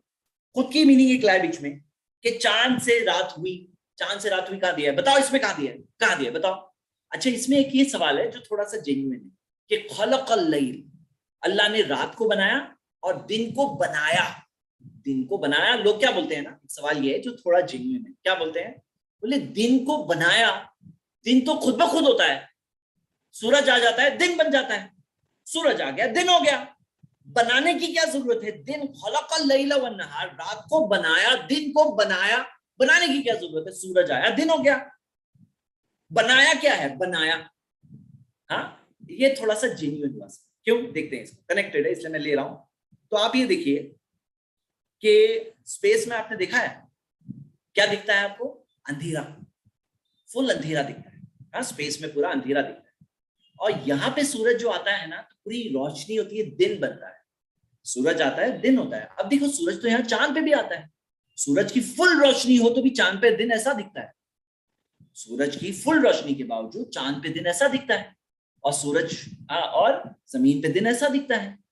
तो सिर्फ सूरज के आने से दिन नहीं हो रहा है कि जैसे हम लोग ट्यूबलाइट ऑन कर दिए, लाइट ऑन हो गई, लाइट ऑफ कर दिए अंधेरा हो गया। ऐसे नहीं है कि सूरज आ गया तो दिन बन गया। वो दिन डिजाइन किया गया, खलक़ बनाया गया, वो दिन बनाया गया। और कैसे? ये एटमॉस्फेयर से, जो फिजा है, जो एटमॉस्फेयर है, वो सूरज की रोशनी को जैसे कि एम्पलीफाई करती है, जैसे कि स्प्रेड करती है, फैला देती है। तो ये दिन बनता है, डिजाइन किया गया। ये अल्लाह की नेमतों में से एक नेमत है दिन। नहीं तो हमारा दिन भी कैसा दिखता है? जैसे चांद पे दिन दिखता है। चांद पे ये दिन है, यहाँ तक कि फुल लाइट के टाइम पर पूरी लाइट है, सूरज है सामने तो भी दिन ऐसा दिखता है, क्योंकि एटमॉस्फेयर फिजा वहां पर नहीं है। हाँ और आप इसके ताल्लुक से बहुत सारे आर्टिकल देख सकते हैं। हाँ तो ये हम देख रहे हैं कि मेरे ब्रदर्स एंड सिस्टर्स, इसमें ये एक हो गई सेकंड किस्म। हाँ ये एक और चीज है, ये थोड़ा सा जेन्युइन सवाल था, लेकिन वो जो ओरिजिनल सवाल है ना वो तो फेक सवाल है। ओके इंशाल्लाह, लेकिन कनेक्टेड था तो मैंने लिया। आप देखोगे मिसाल के तौर पे कुरान में अल्लाह ने कहा वन नहारी इदा जल्लाहा, और नहार दिन जब जल्लाहा, जो इदा जल्लाहा जब दिन की, जब सूरज को नुमाया करे, हाँ जो सूरज को नुमाया करे तो दिन ऐसा बनाया गया, अल्लाह ने ऐसा बनाया। और कुरान में अल्लाह ताला ने ये भी जिक्र किया सूरह 27 वर्स 86 में, वन नहारा मुबसिरन, और दिन जिसमें मुबसिरन, जिसमें लोग देख सकते हैं, मतलब सब चीज विजिबिलिटी होती है। ऐसा नहीं कि ऊपर अंधेरा है लेकिन विजिबिलिटी होती है। वन नहारा मुबसिरन, तो ये हम देखते हैं ये एक चीज है खलक़, अल्लाह ताला ने रात और दिन को बनाया है। अगला सवाल, 7वां सवाल, जमीन भी चक्कर ले रही चक्कर ले रही है, इसलिए जियोसेंट्रिसिज्म। क्या मतलब? सुनिए, यही आयत फिर से बताई जाती है, ये चीज को बता करके ये कहा जा रहा है कि जमीन भी चक्कर ले रही है, सॉरी सूरज और चांद जमीन के चक्कर ले रहे हैं, इसलिए जियोसेंट्रिसिज्म यानी कि जमीन सेंटर में। हमने जो पिछला सवाल लिया था उसके अंदर ये कवर हो गए, दोनों सवाल वहां कवर हो गए। वहां दो अलग अलग सवाल थे। कौन से दो सवाल थे? मैं आपको फर्क समझा रहा हूं। एक सवाल ये पूछा जा रहा है कि जमीन फिक्स्ड है, ये सवाल का जवाब ये था कि वहां पे सूरज के घूमने का जिक्र है, चांद के चलने का जिक्र है, जमीन फिक्स्ड होने का कहीं जिक्र नहीं है, बल्कि कुल्लुन के अंदर जमीन भी चलने का जिक्र आ गया।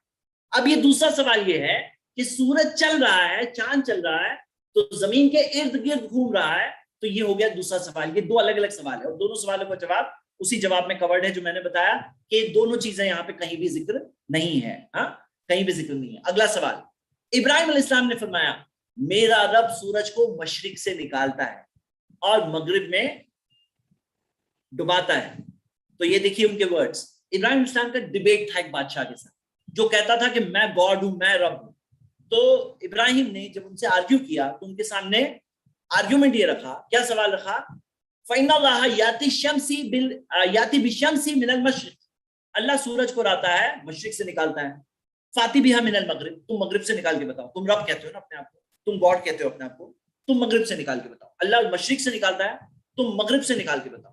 फब्बुहित अल्लज़ी कफर, तो जो इनकार करने वाला था वो क्या हुआ, हक्का बक्का रह गया, वो जवाब नहीं दे सका, क्योंकि ऑब्वियसली वो सूरज को मगरिब से नहीं निकाल सकता है। सूरज को अल्लाह मशरिक से निकालता है, ये चीज अल्लाह ने सेट की, तुम मगरिब से निकाल के बताओ, तुम तो गॉड हो ना, अगर तुम रब हो निकाल के बताओ। तो इस तरह से इब्राहिम इस्लाम ने समझाया उनको। अब यहाँ पे सवाल पूछने वाले क्या सवाल पूछ रहे हैं, वो कहते हैं देखो सूरज निकाला वहां से, हाँ अल्लाह ताला सूरज को वहां से निकालता है, यानी कि जमीन सेंटर में है, सूरज इर्द गिर्द चक्कर मार रही है इस्लाम के मुताबिक, ये दलील। आप में से कौन जवाब देगा? मतलब सवाल समझ गए आप? इस्लाम के मुताबिक जमीन सेंटर में फिक्स्ड है, सूरज निकला, अल्लाह ने सूरज को मशरिक से निकाला, अल्लाह सूरज को मशरिक से निकाला, सूरज नहीं निकलता है वो बोल रहे हैं। वो कहते हैं सूरज तो वहीं पे है फिक्स्ड, सूरज वहीं पे फिक्स्ड है, जमीन घूम रही है, जमीन घूम रही है। लेकिन इस्लाम के मुताबिक वो कहते हैं जमीन सेंटर में है, सूरज इर्द गिर्द घूम रहा है। जियोसेंट्रिसिज्म क्या है? ये है कि जमीन सेंटर में है, सूरज इर्द गिर्द घूम रहा है। ओके, कौन जवाब देगा? सिस्टर मुबीना जी। यहाँ पर सिर्फ सूरज की बात चल रही है, अर्थ के बारे में कुछ भी मेंशन नहीं किया गया है। पहला पॉइंट सही है। और बताइए। और लास्ट आयत में सूरज और तारा सब ऑर्बिट में घूम रहे हैं ये बताया गया था, सूरज कांस्टेंट है ये नहीं बताया गया था। जी, वेरी गुड। तो यहाँ पे क्या आया, यहाँ पे क्या बात आई है?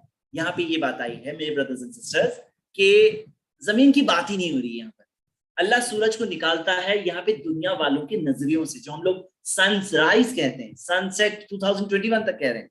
हो सकता है 1000 साल बाद ये जाके 500 साल बाद, 600 साल बाद, या पता नहीं कितने साल बाद कोई जाके चेंज कर देंगे, बोले सनराइज मत बोलो। लेकिन अभी हम ये समझ रहे हैं कि ये हम लोगों को जो दिख रहा है, ये दिखने के एतबार से सनराइज होता दिख रहा है ना, सनसेट होता दिख रहा है। तो ये सनराइज एंड सनसेट, ये उसकी बात हो रही है। Isn't it? Obvious आंसर है भाई। यहाँ पे जमीन की बात ही नहीं हो रही है, यहाँ पे दुनिया वालों के पर्सपेक्टिव से बात हो रही है। अब सोचो कैसे होगा कि कोई चीज, हाँ कोई कहे कि भाई आज अगर मैं कहूं कि अगर मुझे आपसे कहना है जमीन घूम घूम के एक ऐसे पॉइंट तक आ गई जहां सूरज दिखना बंद हो गया, हाँ अगर मैं आपसे कहूं तो आप कहोगे अरे शॉर्ट में कहो ना सनसेट हो गया। या मैं कहूं जमीन घूम घूम के एक ऐसी जगह पे आ गई जब सूरज निकल के दिखने लगा, तो आप कहेंगे शॉर्ट में कहो सनराइज हो गया।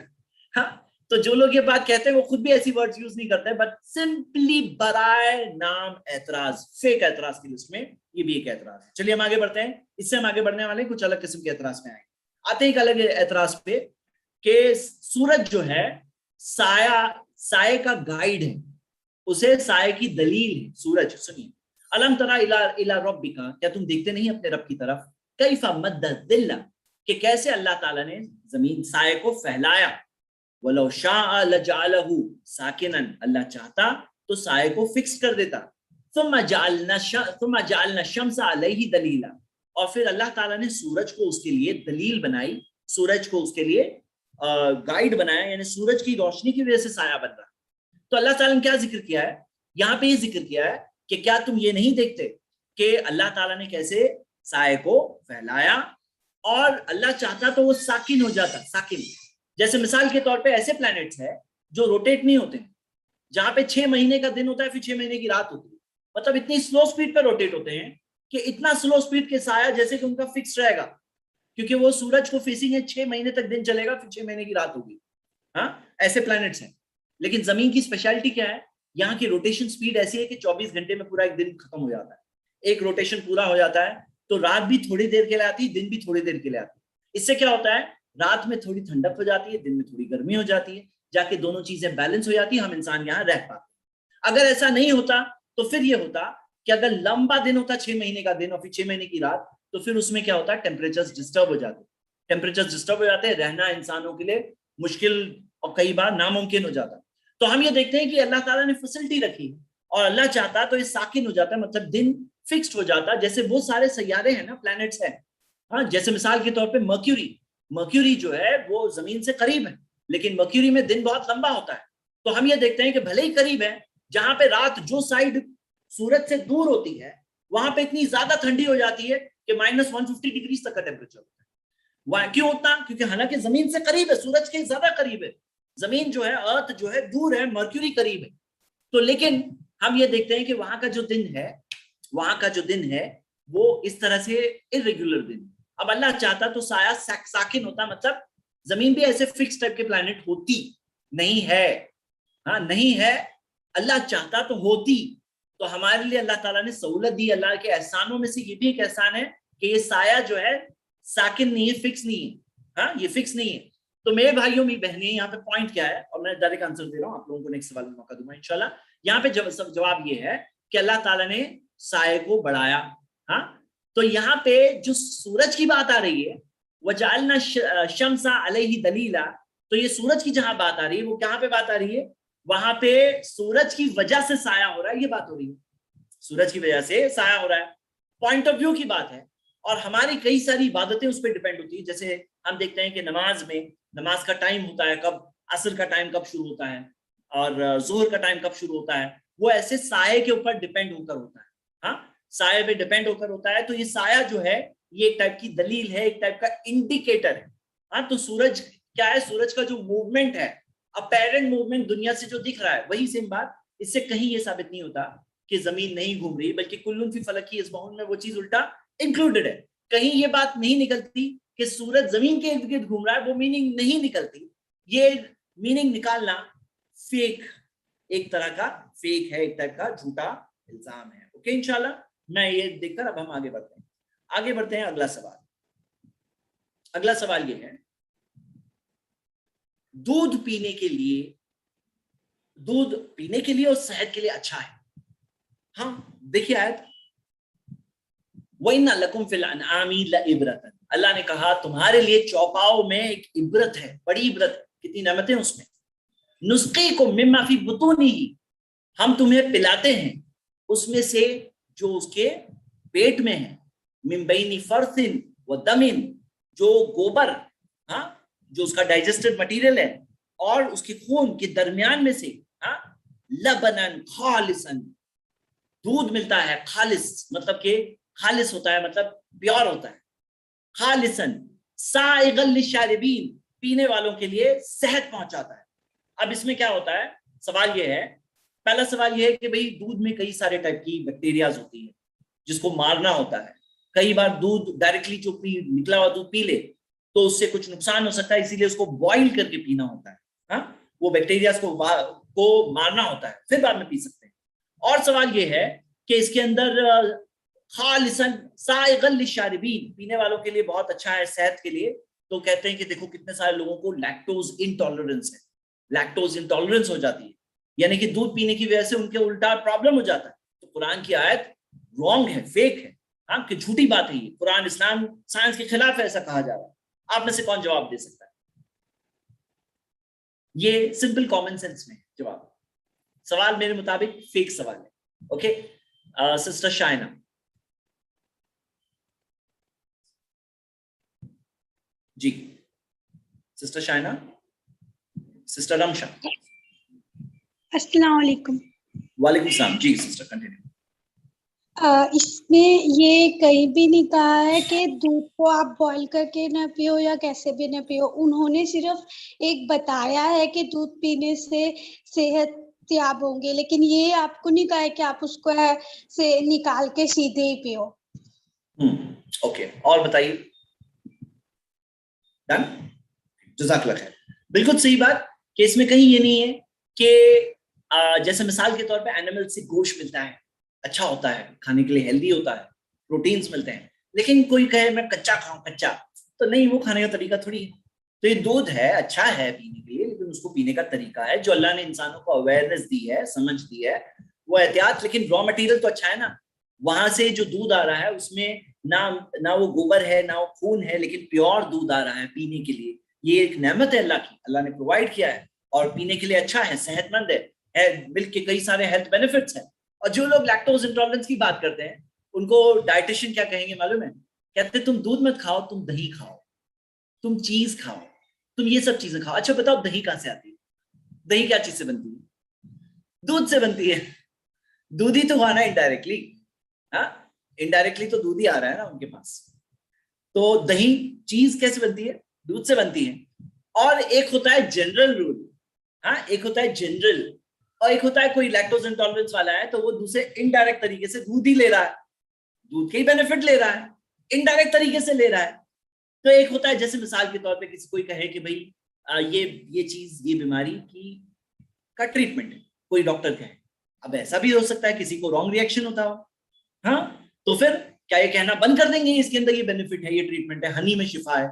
अब किसी को हनी से प्रॉब्लम भी होता है तो प्रॉब्लम होता है, लेकिन जनरली हनी में क्योर है और लोग हिस्टोरिकली भी हनी को यूज करते हैं। तो ये बात कहना कि इसके अंदर ये चीज नहीं है इस वजह से फेक है, ये खुद ही सवाल ही फेक, ये सवाल ही फेक है, ये सवाल ही झूठा है, सवाल ही अनसाइंटिफिक है, सवाल ही गलत है। ओके, तो आप देखिए यहाँ पर, ये मैंने एक न्यूट्रिशन की वेबसाइट से बताया कि जिसके अंदर लैक्टोज इंटॉलरेंस की क्या रिकमेंडेशन है। वो कहते हैं लैक्टोज इंटॉलरेंस है तो आप मिल्क प्रोडक्ट्स लो, हाँ, मिल्क प्रोडक्ट्स लो, यानी घूम फिर के आप दूध पे है ना। ओके, नेक्स्ट अगला सवाल, फेक सवाल 11, वो है वखलक़कुम मिन नफ्सिन वाहिदतिन। अल्लाह कहता है मैंने तुम्हें बनाया एक ही जान में से, सुम्मा जअल मिनहा ज़ौजहा, हाँ, और मैंने फिर उसमें से जोड़े बनाए। व अंज़ल लकुम मिनल अनआमी तमानियत अज़वाज, मैंने तुम्हें चौपाए में से 8 दिए, 8 भेजे, 8 चौपाए कितने हैं? अनाम में से 8। ओके, बकरा बकरी, मेंढा मेंढी, गाय बैल और ऊंट ऊंटनी, 8 का जिक्र। उसी तरह सूरह अनाम सूरह 6 वर्स 143 में भी अल्लाह ताला ने फरमाया समानियत अज़वाज मिनद दान इस्नैन व मिनल माज़ इस्नैन कुल अज़करैनी हर्रमा मिल उनसयैन। और तो इसमें अल्लाह ताला ने क्या फरमाया कि अल्लाह ताला ने 8 भी बताया, समानियत अज़वाज, जो 8 है जो जोड़ों में है, और भेड़ में से 2, बकरे में से 2, और इस तरह से पूरे 8 जिक्र हैं। अब सवाल ये है मेरा, यहाँ सवाल उनका सुनिए पहले।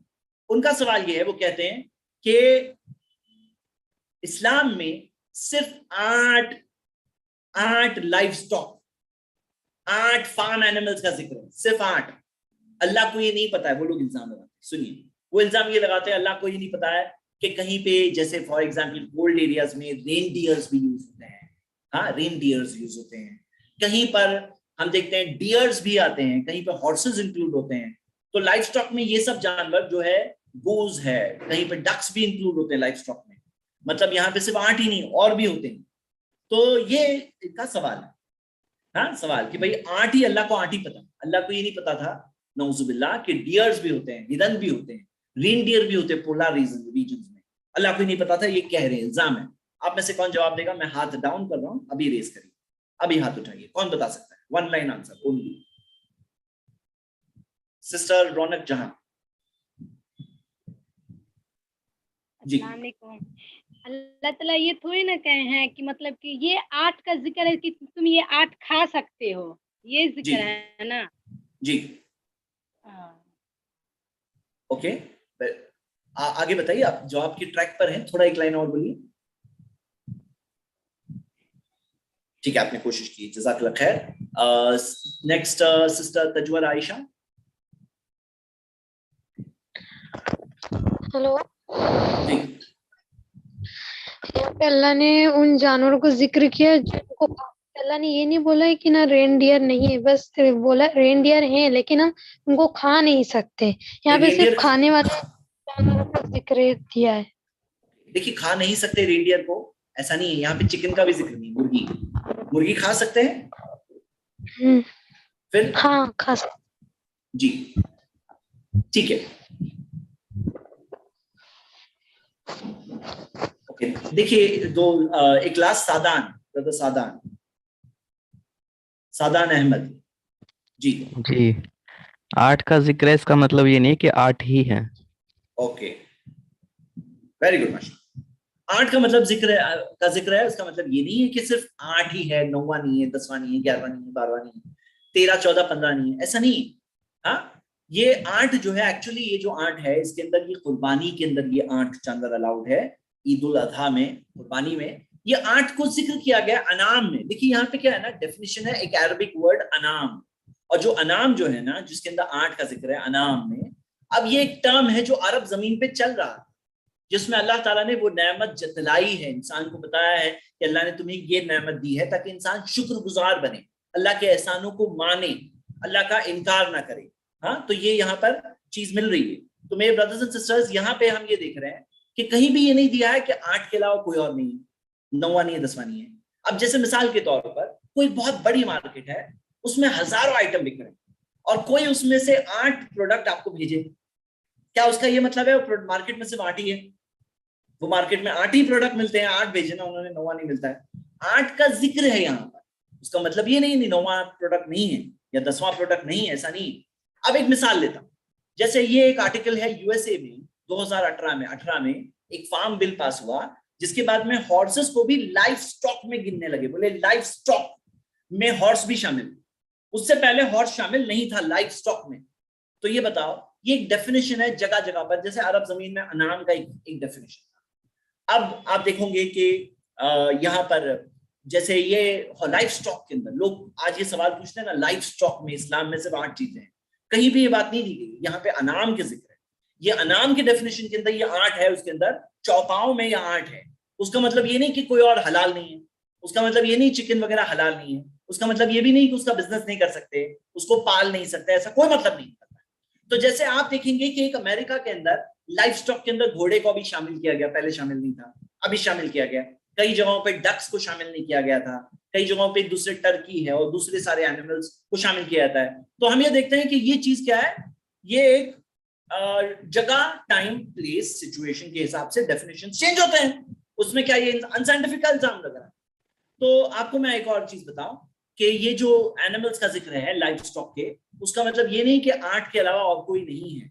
हाँ, 8 के अलावा और कोई नहीं। मिसाल के तौर पर एक मिसाल हम लोग आगे देखेंगे, इसके ताल्लुक से आने वाली है, फरिश्तों की मिसाल।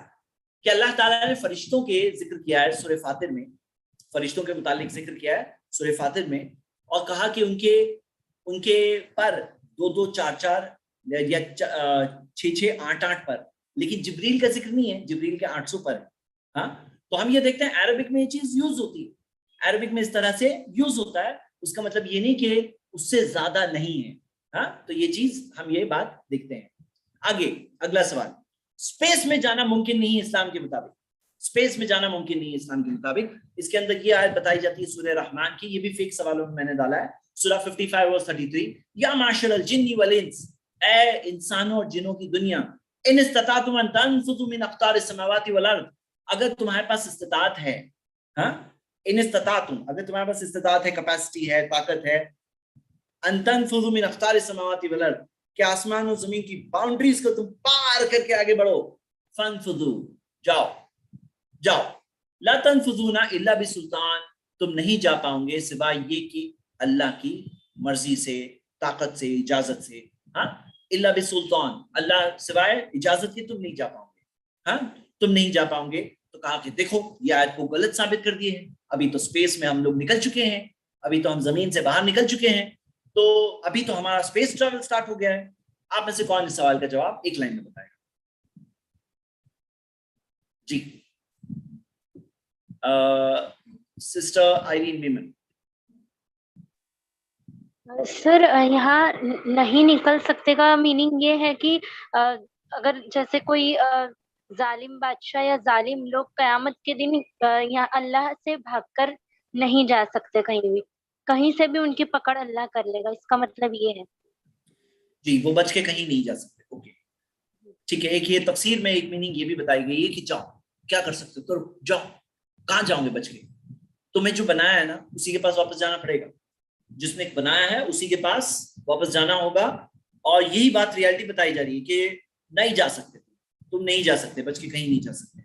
तो मेरे ब्रदर्स एंड सिस्टर्स, यहाँ पे मिन अक़तारिस समावाति वल अर्द का ये माना बताया गया है, लेकिन अगर कोई लिटरल माना भी ले तो भी आंसर है। आप में से कौन लिटरल जवाब, यानी कि लिटरली माना ले तो उसका क्या जवाब है, कौन बताएंगे? सिस्टर निशात परवीन।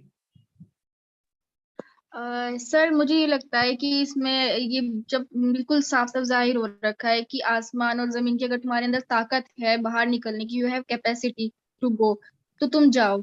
तो इसमें कहीं भी ये नहीं है कि तुम्हारा इस्लाम के मुताबिक स्पेस में जाना मुमकिन नहीं है। जब तुम्हारे अंदर अल्लाह पाक ये कैपेसिटी दे रहे हैं कि है तुम्हारी, तो निकल भागो, जिन्नात के लिए भी, इंसान के लिए भी। ओके, तो यहाँ पे ये भी बात है कि ला तनफुज़ूना इल्ला बिसुल्तान, कि तुम नहीं जा पाओगे सिवाय ये कि इल्ला बिसुल्तान, सिवाय ये कि इजाजत हो या ताकत हो। तो अल्लाह की मर्जी से तुम जा भी पाओगे, ये भी माना है, अल्लाह की मर्जी से जा पाओगे, ये माना है, और इसके अंदर ये मीनिंग भी है। लेकिन एक और बात, इंसान निकला है कहां से?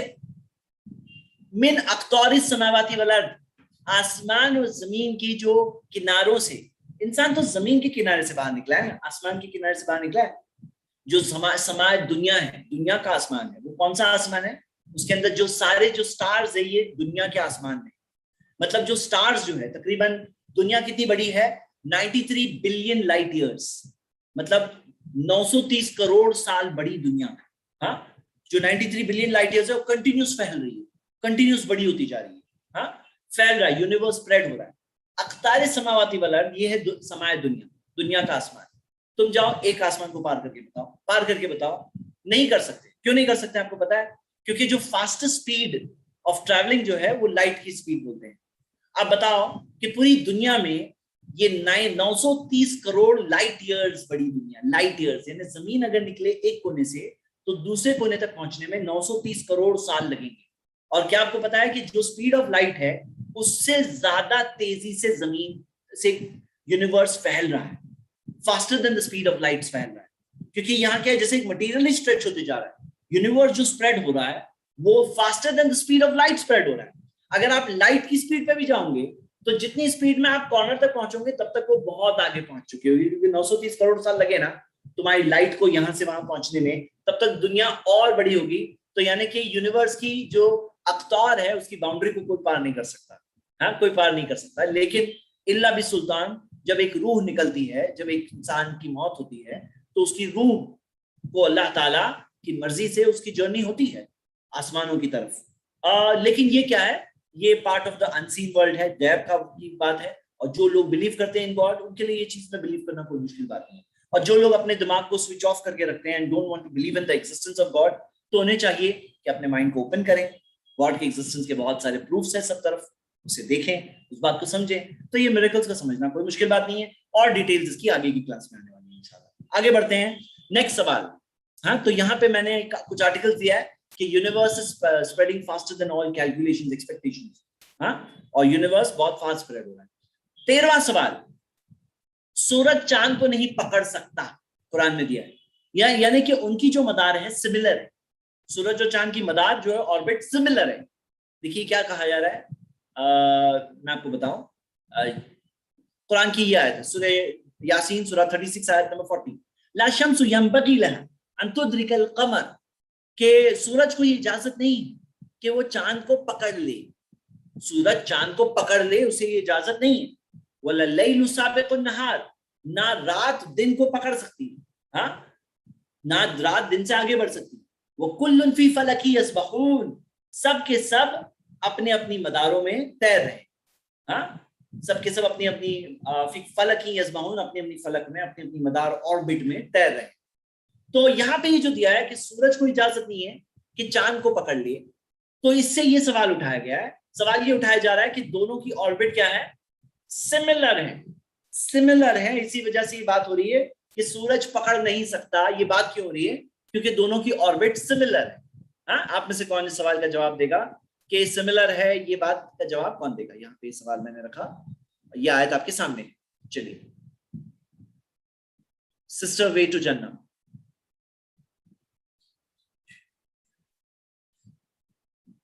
जी,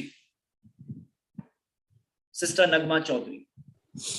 यहाँ पे ये नहीं दिया है कि, यहाँ पे ये नहीं दिया है कि उन लोगों की जो ऑर्बिट है, मतलब रफ्तार सिमिलर है। ऑर्बिट यानी कि जो मदार है, हाँ, मदार ये सिमिलर है, ये हाँ, नहीं दिया है। हाँ? नहीं दिया है। ओके, कहाँ दिख रहा है आपको ये सिस्टर? फिर से अनम्यूट करें, कहाँ दिख रहा है आपको ये? ना आफताब की ये मजाल है कि चांद को पकड़े। ओके, ठीक है, जज़ाकल्लाह खैर। जो सवाल पूछा जा रहा है ना, उसकी ऑपोजिट बात यहां पर है। मतलब सवाल क्या है कि दोनों की ऑर्बिट सिमिलर है, यहाँ पे सिमिलर की बात नहीं हो रही है, यहाँ पे सिमिलर ना होने की बात हो रही है, एक जैसे ना होने की बात हो रही है। ये कहा जा रहा है कि सूरज को इजाजत नहीं है कि वो चांद को पकड़े, मतलब चांद को जाके चांद में जाके उसे कैच करे। कयामत का दिन अलग बात है, जब सारे लॉज खत्म हो रहे हैं, जब पूरा यूनिवर्स खत्म हो रहा होगा। लेकिन बाकी नॉर्मल सिचुएशन में सूरज को इजाजत नहीं है कि सूरज जाके चांद को पकड़ ले, वहां जाके टकरा जाए। कि कोई आसमान को दिख रहा है, दोनों दिख रहे हैं, सूरज भी दिख रहा है, चांद भी दिख रहा है, तो एक थॉट किसी के माइंड में आए कि दोनों जाके टकरा सकते हैं क्या कभी सूरज और चांद को? तो बताया जा रहा है कि ला शम्सु यंबगी लहा अन तुद्रिकल क़मर, कि सूरज को इजाजत नहीं है कि वो जाकर चांद को पकड़े या चांद से टकरा जाए, ये इजाजत नहीं है। हाँ, ये इजाजत सूरज को नहीं है कि वो चांद से टकरा जाए। तो मेरे ब्रदर्स एंड सिस्टर्स, यहाँ पे बात ऑपोजिट हो रही है। और सवाल क्या पूछा जा रहा है? ऑपोजिट सवाल पूछा जा रहा है। मतलब कि सवाल में ये कहा जा रहा है आयत में कि उसे इजाजत नहीं है, तो ये कहा जा रहा है कि दोनों सिमिलर हैं। ये तो हद हो गई कि जो चीज को क्लैरिटी इस्लाम ने उल्टा ये बताया कि दोनों के ऑर्बिट अलग है। हाँ, कुल्लुन फी फलकी यसबहून, सबके सब अपनी अपनी मदार में तैर रहे हैं, सबके सब अपनी मदार में तैर रहे हैं। यहाँ पे ये बताया जा रहा है इजाजत नहीं है कि जाके कैच करे, मतलब अल्लाह ताला ने अलग रखा है। तो ये कहा जा रहा है देखो सिमिलर, मतलब जो चीज को रिफ्यूट किया जा रहा है उल्टा वो चीज का इल्जाम लगाया जा रहा है। जो चीज को कहा जा रहा है एक आयत में कि ये नहीं मुमकिन है, ये कहा जा रहा है कि देखो वो बताया जा रहा है सिमिलर है। ये बात ये समझनी होगी कि ये एक इम्पॉसिबिलिटी है। हाँ, और दूसरी चीज ये कि यहाँ पे दोनों स्काई में दिखते हैं, इसीलिए किसी के माइंड में आ सकता है, तो वो उल्टा उसका जवाब है, ना कि सवाल है। सवाल बिल्कुल फेक है और कहाँ पे यहाँ पे सवाल उल्टा बनता ही नहीं। नेक्स्ट, चांद सूरज के पीछे चलता है।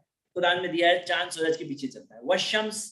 वशम्सी वदुहाहा, के कसम है सूरज की और उसकी धूप की। हाँ, वदुहाहा, दुहा का वक्त जो होता है। वलकमरी इदा तलाहा, और चांद जब उसके पीछे आए। तो इसमें ये इल्जाम लगाया जा रहा है कि चांद और सूरज एक ही ऑर्बिट में है, एक ही चीज में है। चांद पीछे पीछे, सूरज आगे आगे, दोनों साथ में। तो क्या ये कहा जा रहा है? क्या आप में से किसी आंसर पता है? फिर से हाथ रेज करें, फ्रेश हाथ, एक लाइन में। और अभी मैं नेक्स्ट क्वेश्चन से मैं खुद थोड़ा सा फास्ट स्पीड में जवाब देना शुरू कर रहा हूं। जी, सिस्टर वे टू जन्ना जी। सर, इसमें ये हमें समझाने के लिए कहा गया है कि सूरज चांद से पीछे आता है, मतलब पहले दिन निकलता है और फिर रात होती है। इसमें ये कहीं नहीं कहा गया लिटरली कि चांद आगे, सूरज आगे आगे चल रहा है और चांद उसके पीछे पीछे चल रहा है। ये एक बिल्कुल गलत क्वेश्चन है, जिसका ना तो कोई क्वेश्चन ठीक है, ना इसका कोई जवाब दे सकता है। ओके, ठीक है, वेरी गुड। तो यहाँ पे सिंपल बात है, ये विजुअल तौर पे बताया जा रहा है।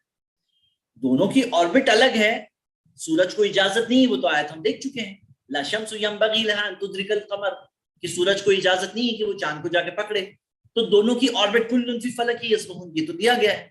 लेकिन हम देखते हैं कि चांद आमतौर पे सूरज के बाद में विजिबल होता है, क्योंकि सूरज की रोशनी जहां कम होती है वहां चांद की विजिबिलिटी होने लगती है, और चांद विजिबल होता है आमतौर पे बाद में। तो इसमें कहीं ये नहीं कहा जा रहा है कि चांद जो है वो सूरज के पीछे पीछे चल रहा है लिटरल सेंस में, अपीयरेंस के एतबार से। जैसे सूरज एक दिन की निशानी है, एक सिंबल है, चांद रात की निशानी है। चांद एक तरह से कहा जाता है चांदनी रात, तो चांद रात की निशानी होती है। एक सिंबॉलिक तौर पे कहा जा रहा है, विजुअल तौर पे कहा जा रहा है, एक नेमत है जिसका एहसास कराया जा रहा है इंसान को, कि इंसान सोचे, ना शुक्रा ना बने, नेमतों पर गौर करे, नेमतों को कबूल करे, ये उसका मकसद है। तो इंशाल्लाह अगला सवाल 15 नंबर का सवाल। कुरान में जिक्र है वल्लाहु खलक़ कुल्ला दाब्बतिन मिन मा, अल्लाह ने पानी से बनाया सारे जानदारों को। वमिनहुम मन यमशी अला बतनिही, उनमें से कुछ ऐसे हैं जो अपने पेट के तले चलते हैं।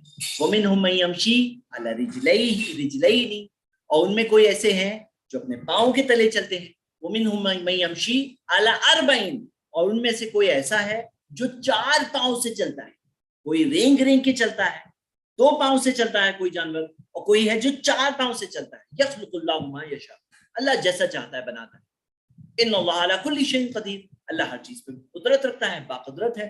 चलिए लास्ट सवाल जो मैं आप लोगों को मौका दे रहा हूँ, फिर मैं अकेला बात करूंगा। आप लोग बताइए, इसमें सवाल ये उठाया जा रहा है, कहा जा रहा है कि 2 का जिक्र है, 4 पांव का जिक्र है, लेकिन कई ऐसे जानदार हैं जिनके 6 पांव हैं और 8 पांव, उनका जिक्र नहीं है। यानी इस्लाम के मुताबिक 2 पांव वाले क्रीचर्स है, 4 वाले क्रीचर्स है, 6 और 8 नहीं है, 6 और 8 नहीं है। आप में से कौन जवाब बताए? Yes sister Fahmina Munawwar ji, sister Fahmina unmute, sister Tajwar Ayesha,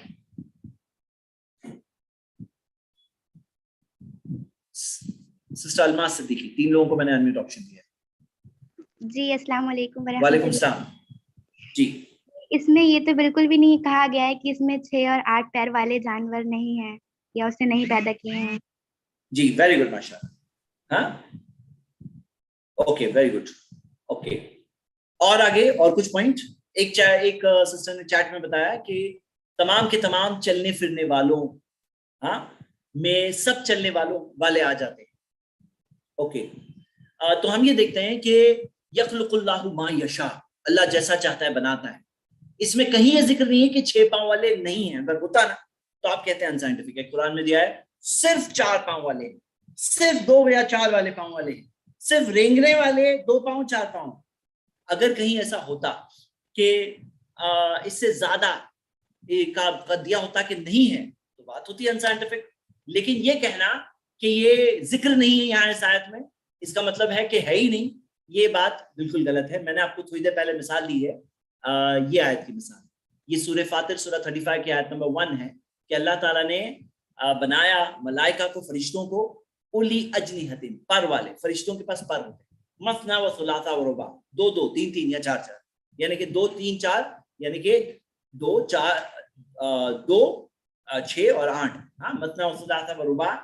तो अल्लाह नोस बेस्ट। तो इसमें कहीं जिक्र नहीं है किससे ज्यादा, लेकिन जिब्रील के पास 800 पर का जिक्र, हदीस आती सही बुखारी। तो यहाँ पर ये नहीं कि इससे ज्यादा है ही नहीं। यजीदु फिल खल्की मा यशा, अल्लाह जैसा चाहता है अपने क्रिएशन में इंक्रीज करता है। एक इशारा है इसमें। उसी तरह यहाँ पे इशारा है यखलुकुल्लाहु मा यशा, अल्लाह जैसा चाहता है बनाता है। मतलब उसके अलावा भी है, अल्लाह जैसा चाहता है बनाता है। यहाँ पे उसके क्रिएशन पर मार्वल करना चाहिए। तो इंसान को ये सोचना चाहिए, उल्टा ये एक साइंटिफिक एतराज उठाया जा रहा है जहां कोई साइंटिफिक एतराज नहीं बनता। नेक्स्ट सवाल, 16 नंबर का सवाल कि इंसान सिर्फ स्पर्म से बना है। हालांकि वालिद का स्पर्म और वालिदा का एग दोनों मिलकर इंसान बनता है। तो एतराज ये है खुलिक़ा मिन माइन दाफ़िक़, इंसान को एक उछलते पानी से पैदा किया गया। तो ये चीज जिक्र है। अब इसमें कहीं भी ये जिक्र नहीं है कि उससे नहीं बनाया। जैसे अगर कोई कहे ये चाय को क्या चीज से बनाया, कौन सी पत्ती डाले, कोई कहे ये फला कंपनी की पत्ती आई है ना, वो पत्ती मैंने डाल के चाय बनाई है। अब उसका मतलब ये नहीं कि उसमें पानी नहीं डाले, उसका मतलब ये नहीं उसमें दूध नहीं डाले, उसका मतलब ये नहीं उसमें शक्कर नहीं डाले। मतलब एक चीज जिक्र हो रही है, उसका मतलब नहीं दूसरी चीज नहीं है, वो कोई अंडरस्टूड मीनिंग नहीं है। उल्टा हम देखते हैं कि कुरान की ऐसी दूसरी आयत है जहां पे क्लियरली मेंशन्ड है नुतफतिन अमशाज, कि नुतफतिन अमशाज यानी मिंगल्ड फ्लूइड, यानी कि 2 फ्लूइड्स होते हैं जो मिक्स्ड एंड मिंगल्ड होते हैं। तो दोनों का जिक्र है, मिक्स्ड का जिक्र है और दोनों का जिक्र भी है। यहाँ पे अल्लाह ताला ने एक चीज का जिक्र किया है, एक इबरत की बात सिखाने के लिए कि तुम किस चीज से बने हो। इंसान क्या चीज का तुम्हें घमंड है, क्या चीज का तकब्बुर कर रहे हो, अपने आप को इतना बड़ा क्यों समझ रहे हो, तुम बने किस चीज से हो। मिम्मा इन दाफिक, एक बहुत ही बारीक से पानी से तुम बने हुए हो। बहुत ही बारीक से पानी से बने हो। तुम्हारी हैसियत क्या है, व्हाई यू एरोगेंट। इंसान गुरूर और घमंड किस चीज का कर रहा है, क्या चीज का घमंड है तुम्हें। तो यहाँ पर ये जो सवाल है, ये मैंने एक सवाल को भी यहाँ पे कोट किया है कि इसको डिसरिगार्ड किया गया, फीमेल लोगों को बिल्कुल नहीं डिसरिगार्ड नहीं किया गया, कोई किसी तरह से। नेक्स्ट 17 सवाल, मुस्लिम्स जमीन को फ्लैट समझते थे, मुस्लिम जमीन को फ्लैट समझते थे, ये बात कही जा रही है।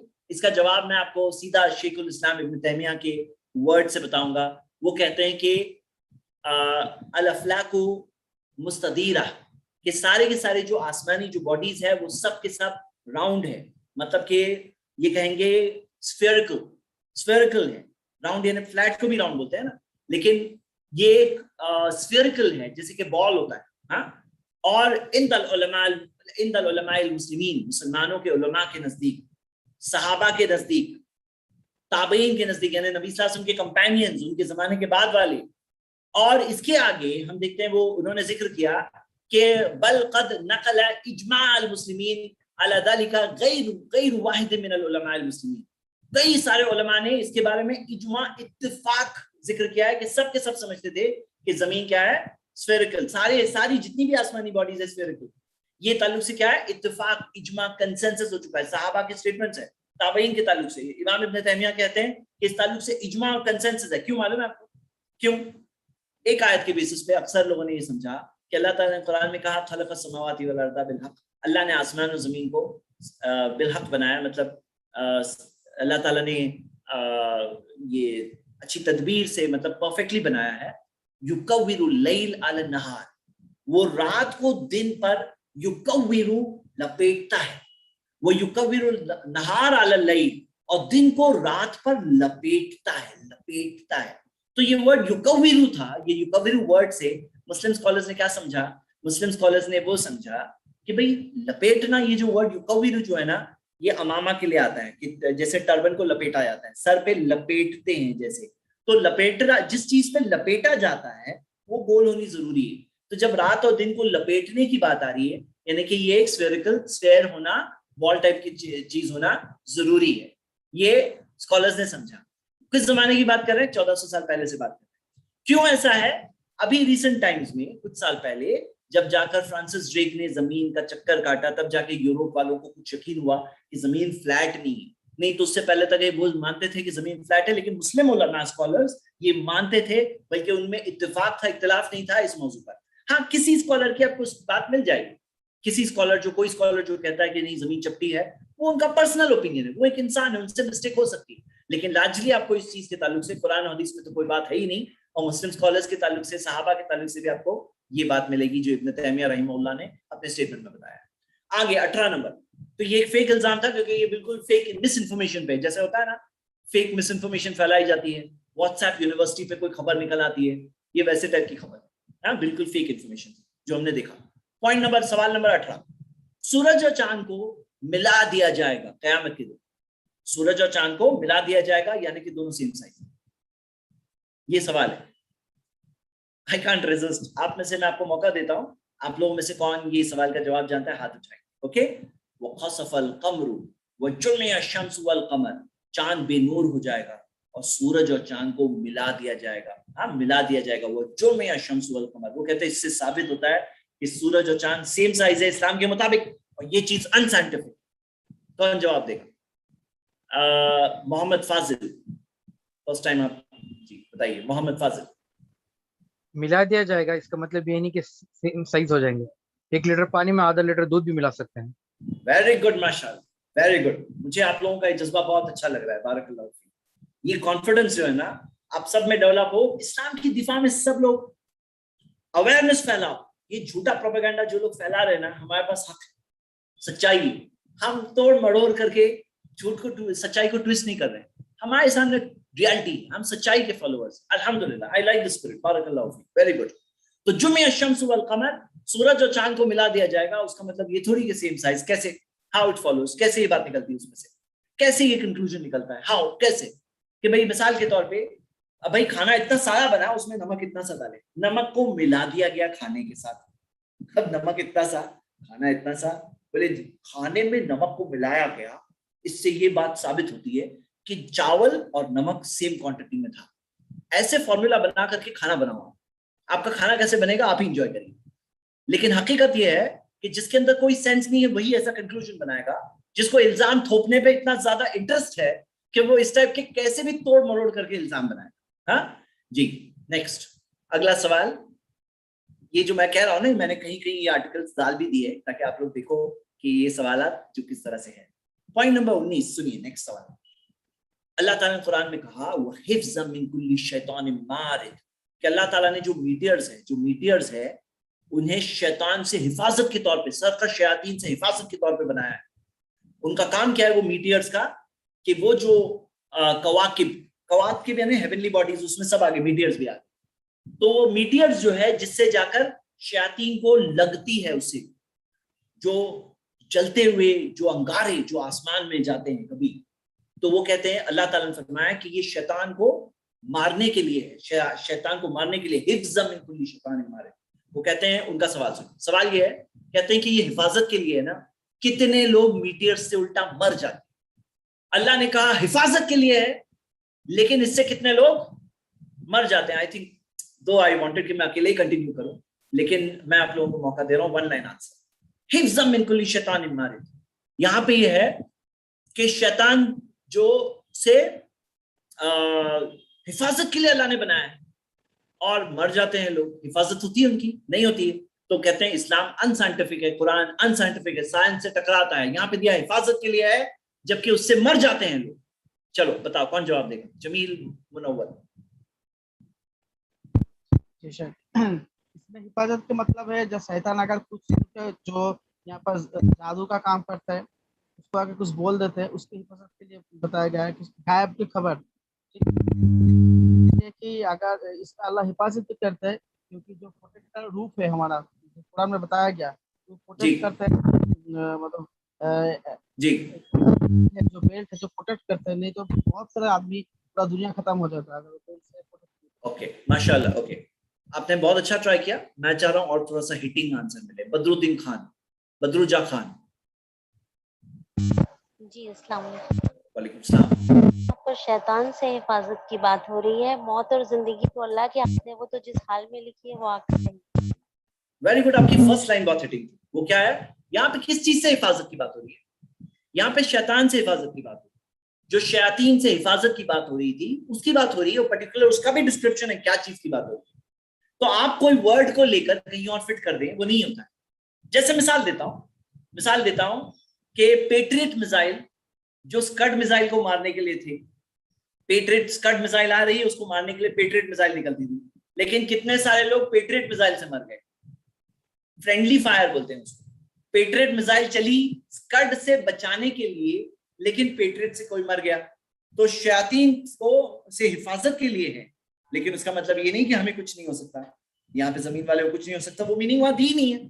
वहां पे ये थोड़ी दिया गया तुम्हें हर चीज से हिफाजत करने के लिए। अगर ऐसा दिया होता कि अल्लाह ताला ने ये कवाकिब को बनाया ताकि तुम पे कोई आफत ना आए, तुम पे कोई परेशानी ना आए, तुम पे आज तक ना आए, तुम्हारा बाल भी बांका ना हो, अगर ऐसा होता और फिर किसी की मौत हो गई, तो हम कह सकते थे कि अल्लाह ताला ने कहा कि ये जो कवाकिब, ये जो अल्लाह ताला ने जो बनाया है हिफाजत के लिए कवाकिब को, उसकी वजह से ही मौत हो गई। कुरान में तो दिया है कि हमें बाल तक बांका नहीं होगा, हमारी हर चीज में हिफाजत होगी, हमारी पूरी जिंदगी की हिफाजत होगी। ऐसा हो गया, लेकिन वैसा दिया ही नहीं है। ये वो मीनिंग है जो वो डाल रहे हैं, फिर वही चीज उसका रद्द कर रहे हैं। हाँ, वही डाल रहे हैं, वही रद्द कर रहे हैं। फेक जो है ना, स्ट्रॉमैन कि खुद ही डालो फिर उसका रद्द करो, ओरिजिनल का उस तरह से वो रद्द करते हैं। हाँ, ये उनका एक फॉल्स चीज है। तो कहीं पे यहाँ पे ये बात हो रही है कि जो फरिश्तों की तरफ से खबरें हैं वो खबरों की हिफाजत के लिए, वो खबरों की हिफाजत की बात हो रही है, ना कि दुनियावी तौर पे किसी को कोई आंच नहीं आएगी, किसी पे कोई नुकसान नहीं होगा। और सिस्टर ने जैसे कहा लास्ट टाइम, जिंदगी मौत अल्लाह के हाथ में, कोई ना कोई रीजन से तो मौत आनी है, कोई ना कोई रीजन से नुकसान होना है। लेकिन यहाँ पे बात वो हो ही नहीं रही है कि उससे कोई नुकसान दुनिया वालों को नहीं हो सकता। ऐसा नहीं है। हम जानते हैं डायनासोर्स की मौत कैसे हुई, वो सब वो मीटियर्स और कॉमेट से ही, हाँ, मीटियर्स से हुई, जैसे कि हम जानते हैं। तो यहाँ पर ये कहना कि नुकसान नहीं हो सकता, ये कहाँ दिया है? ये कहाँ दिया? कहीं नहीं दिया। ओके, आगे आखिरी सवाल हम आज का ले रहे हैं। 20 तक ही पहुंच पाए, इरादा 30 का था, लेकिन 20 तक पहुंचे। 20 इज ऑल्सो नॉट बैड इंशाल्लाह। सितारे जमीन पर गिर पड़ेंगे। बोले सितारे जो है ना जमीन पर गिर पड़ेंगे। हाँ, इसकी दलील बोले देखो, अनसाइंटिफिक बात कुरान में दी गई कि सितारे जो है ना जमीन पर आके गिर जाएंगे, ऐसे यहाँ पे गिर जाएंगे, ऐसे इशारा करके बताते बोले सितारे जमीन पे गिर जाएंगे। कुरान में ऐसा दिया है। देखते हैं क्या दिया है। वइदन नुजूमुन कदरत, जब सितारे, इन कदरत का मतलब एक्चुअली बेनूर हो जाएंगे, वो भी है, और गिर पड़ेंगे, वो भी है, गिर पड़ेंगे। तो सितारे गिर पड़ेंगे, हाँ, ये बात दी हुई है। इसका जवाब कौन देगा? एक लाइन में, बिल्कुल हिटिंग लाइन चाहिए इंशाल्लाह। हाथ उठाइए फिर से। One line answer. Yes, Mirza Jamal Baig. One line hitting answer इंशाल्लाह। जिस तरह से कुरान में समंदर उबल पड़ेगा और चारे और झड़ जाएंगे, इस तरह से ये भी हो जाएंगे। इसमें कोई ये नहीं, अल्लाह कुदरत रखता है इस पर। समंदर सितारे आके गिर पड़ेंगे यहाँ पे सामने। सितारे बोलते क्या, वो बोलते हैं सितारे इतने बड़े हैं, जमीन इतनी छोटी है सितारे के सामने, सितारा आके जमीन पे गिर पड़ेगा? बताओ। ये अल्लाह कुदरत रखता है इस पर। उस दिन सब चीज दरहम बरहम हो जाएगा, तो सितारे गिर जाना कोई बड़ी बात नहीं है। ओके, आपने कोशिश अच्छी की है, लेकिन मैं चाह रहा हूँ परफेक्ट आंसर। शेख अब्दुल सत्तार।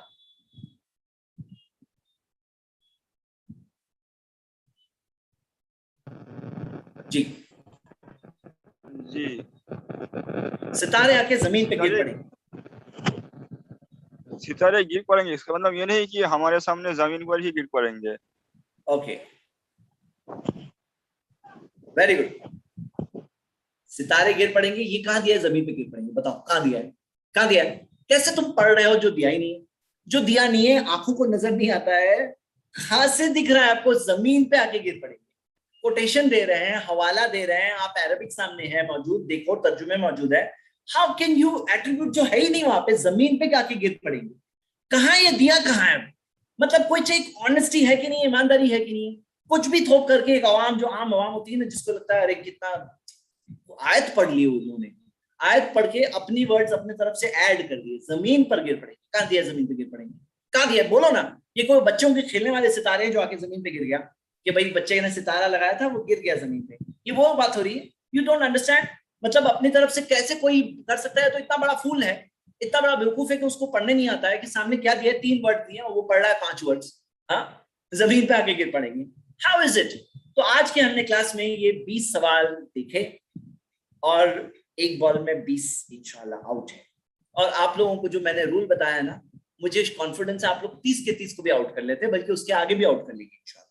अगर आप लोग अपने आप को ट्रेन कर लो कि जो दिया है वो दिया है, उससे आगे कौन कहाँ बेवकूफ बना रहा है, कौन कहाँ अपनी चीटिंग कर रहा है, अपना फ्रॉड कर रहा है, उसको कैसे कैच करोगे आप? अगर आप ये समझ जाओ तो आज आपको एक बॉल से सबको आउट करना इंशाल्लाह सीख गए होंगे। 20 ट्रेनिंग की मिसालें आ गई आपके सामने। मैं उम्मीद करता हूँ आप सब इस बात को समझे। ये सिलसिला यहाँ शुरू हुआ है। कोर्स में वादा ये किया गया है 100+ सवालों के जवाब, लेकिन मैंने 100 फिगर थोड़ा कम दिया था जानबूझ के। मैं बोला कम फिगर देखिए, उसके बहुत आगे बढ़ना अच्छा लगेगा। तो आज हमने 20 सवाल कवर कर लिए। इंशाल्लाह 100 सवाल से बहुत आगे हम इंशाल्लाह बढ़ेंगे, अल्लाह से उम्मीद है। मैं कुछ बोलना नहीं चाहता हूँ, आगे बढ़ेंगे इंशाल्लाह। आप सब लगे रहिए। ये सवाल का, मैं सिर्फ सवाल का जवाब नहीं बता रहा, मैं आपको टेक्निक भी बता रहा हूँ उसके जवाब देने की।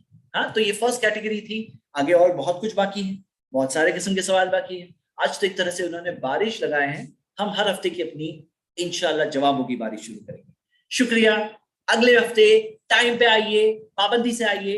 अगर आप किसी को इन्वाइट करना चाहते हो इस कोर्स में जुड़ने के लिए तो जरूर जोड़िए, जरूर इन्वाइट करिए। एक वीडियो है, इसकी वीडियो मिलने वाली है, वो देख सकते हैं इंशाल्लाह और आ सकते हैं।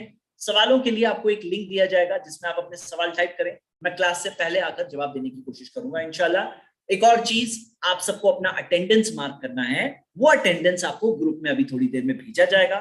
गूगल शीट्स बेस्ड है, ईमानदारी से, क्योंकि ईमानदारी का टॉपिक ही तो चल रहा है ना पूरा, सच्चाई और ईमानदारी से अपना अटेंडेंस मार्क करें इंशाल्लाह, ताकि आपका ये कोर्स कंप्लीशन सर्टिफिकेट भी आपको मिले और 100% अटेंडेंस वालों को इंशाल्लाह प्राइज भी मिलेगा। ये पावर पॉइंट जो मैंने 20 सवालों की दिया, ये आपको पूरी पावर पॉइंट मिलने वाली है इंशाल्लाह। डोंट वरी, 1-2 दिन के अंदर मिलेगी इंशाल्लाह। यहीं पे हम खत्म करते हैं आज की क्लास। फिर मिलेंगे अगली क्लास में ठीक 11 बजे। 10 मिनट पहले आने की कोशिश करिए। अस्सलाम वालेकुम रहमतुल्लाहि व बरकातहू। 10 मिनट नहीं, ज्यादा, क्योंकि मैं सवालों का जवाब भी दूंगा इंशाल्लाह। क्लास खत्म हो गई है, वक्त भी पूरा हो गया है। सुब्हानक अल्लाहुम्मा व बिहम्दिका व अशहदु अल्ला इलाहा इल्ला अंता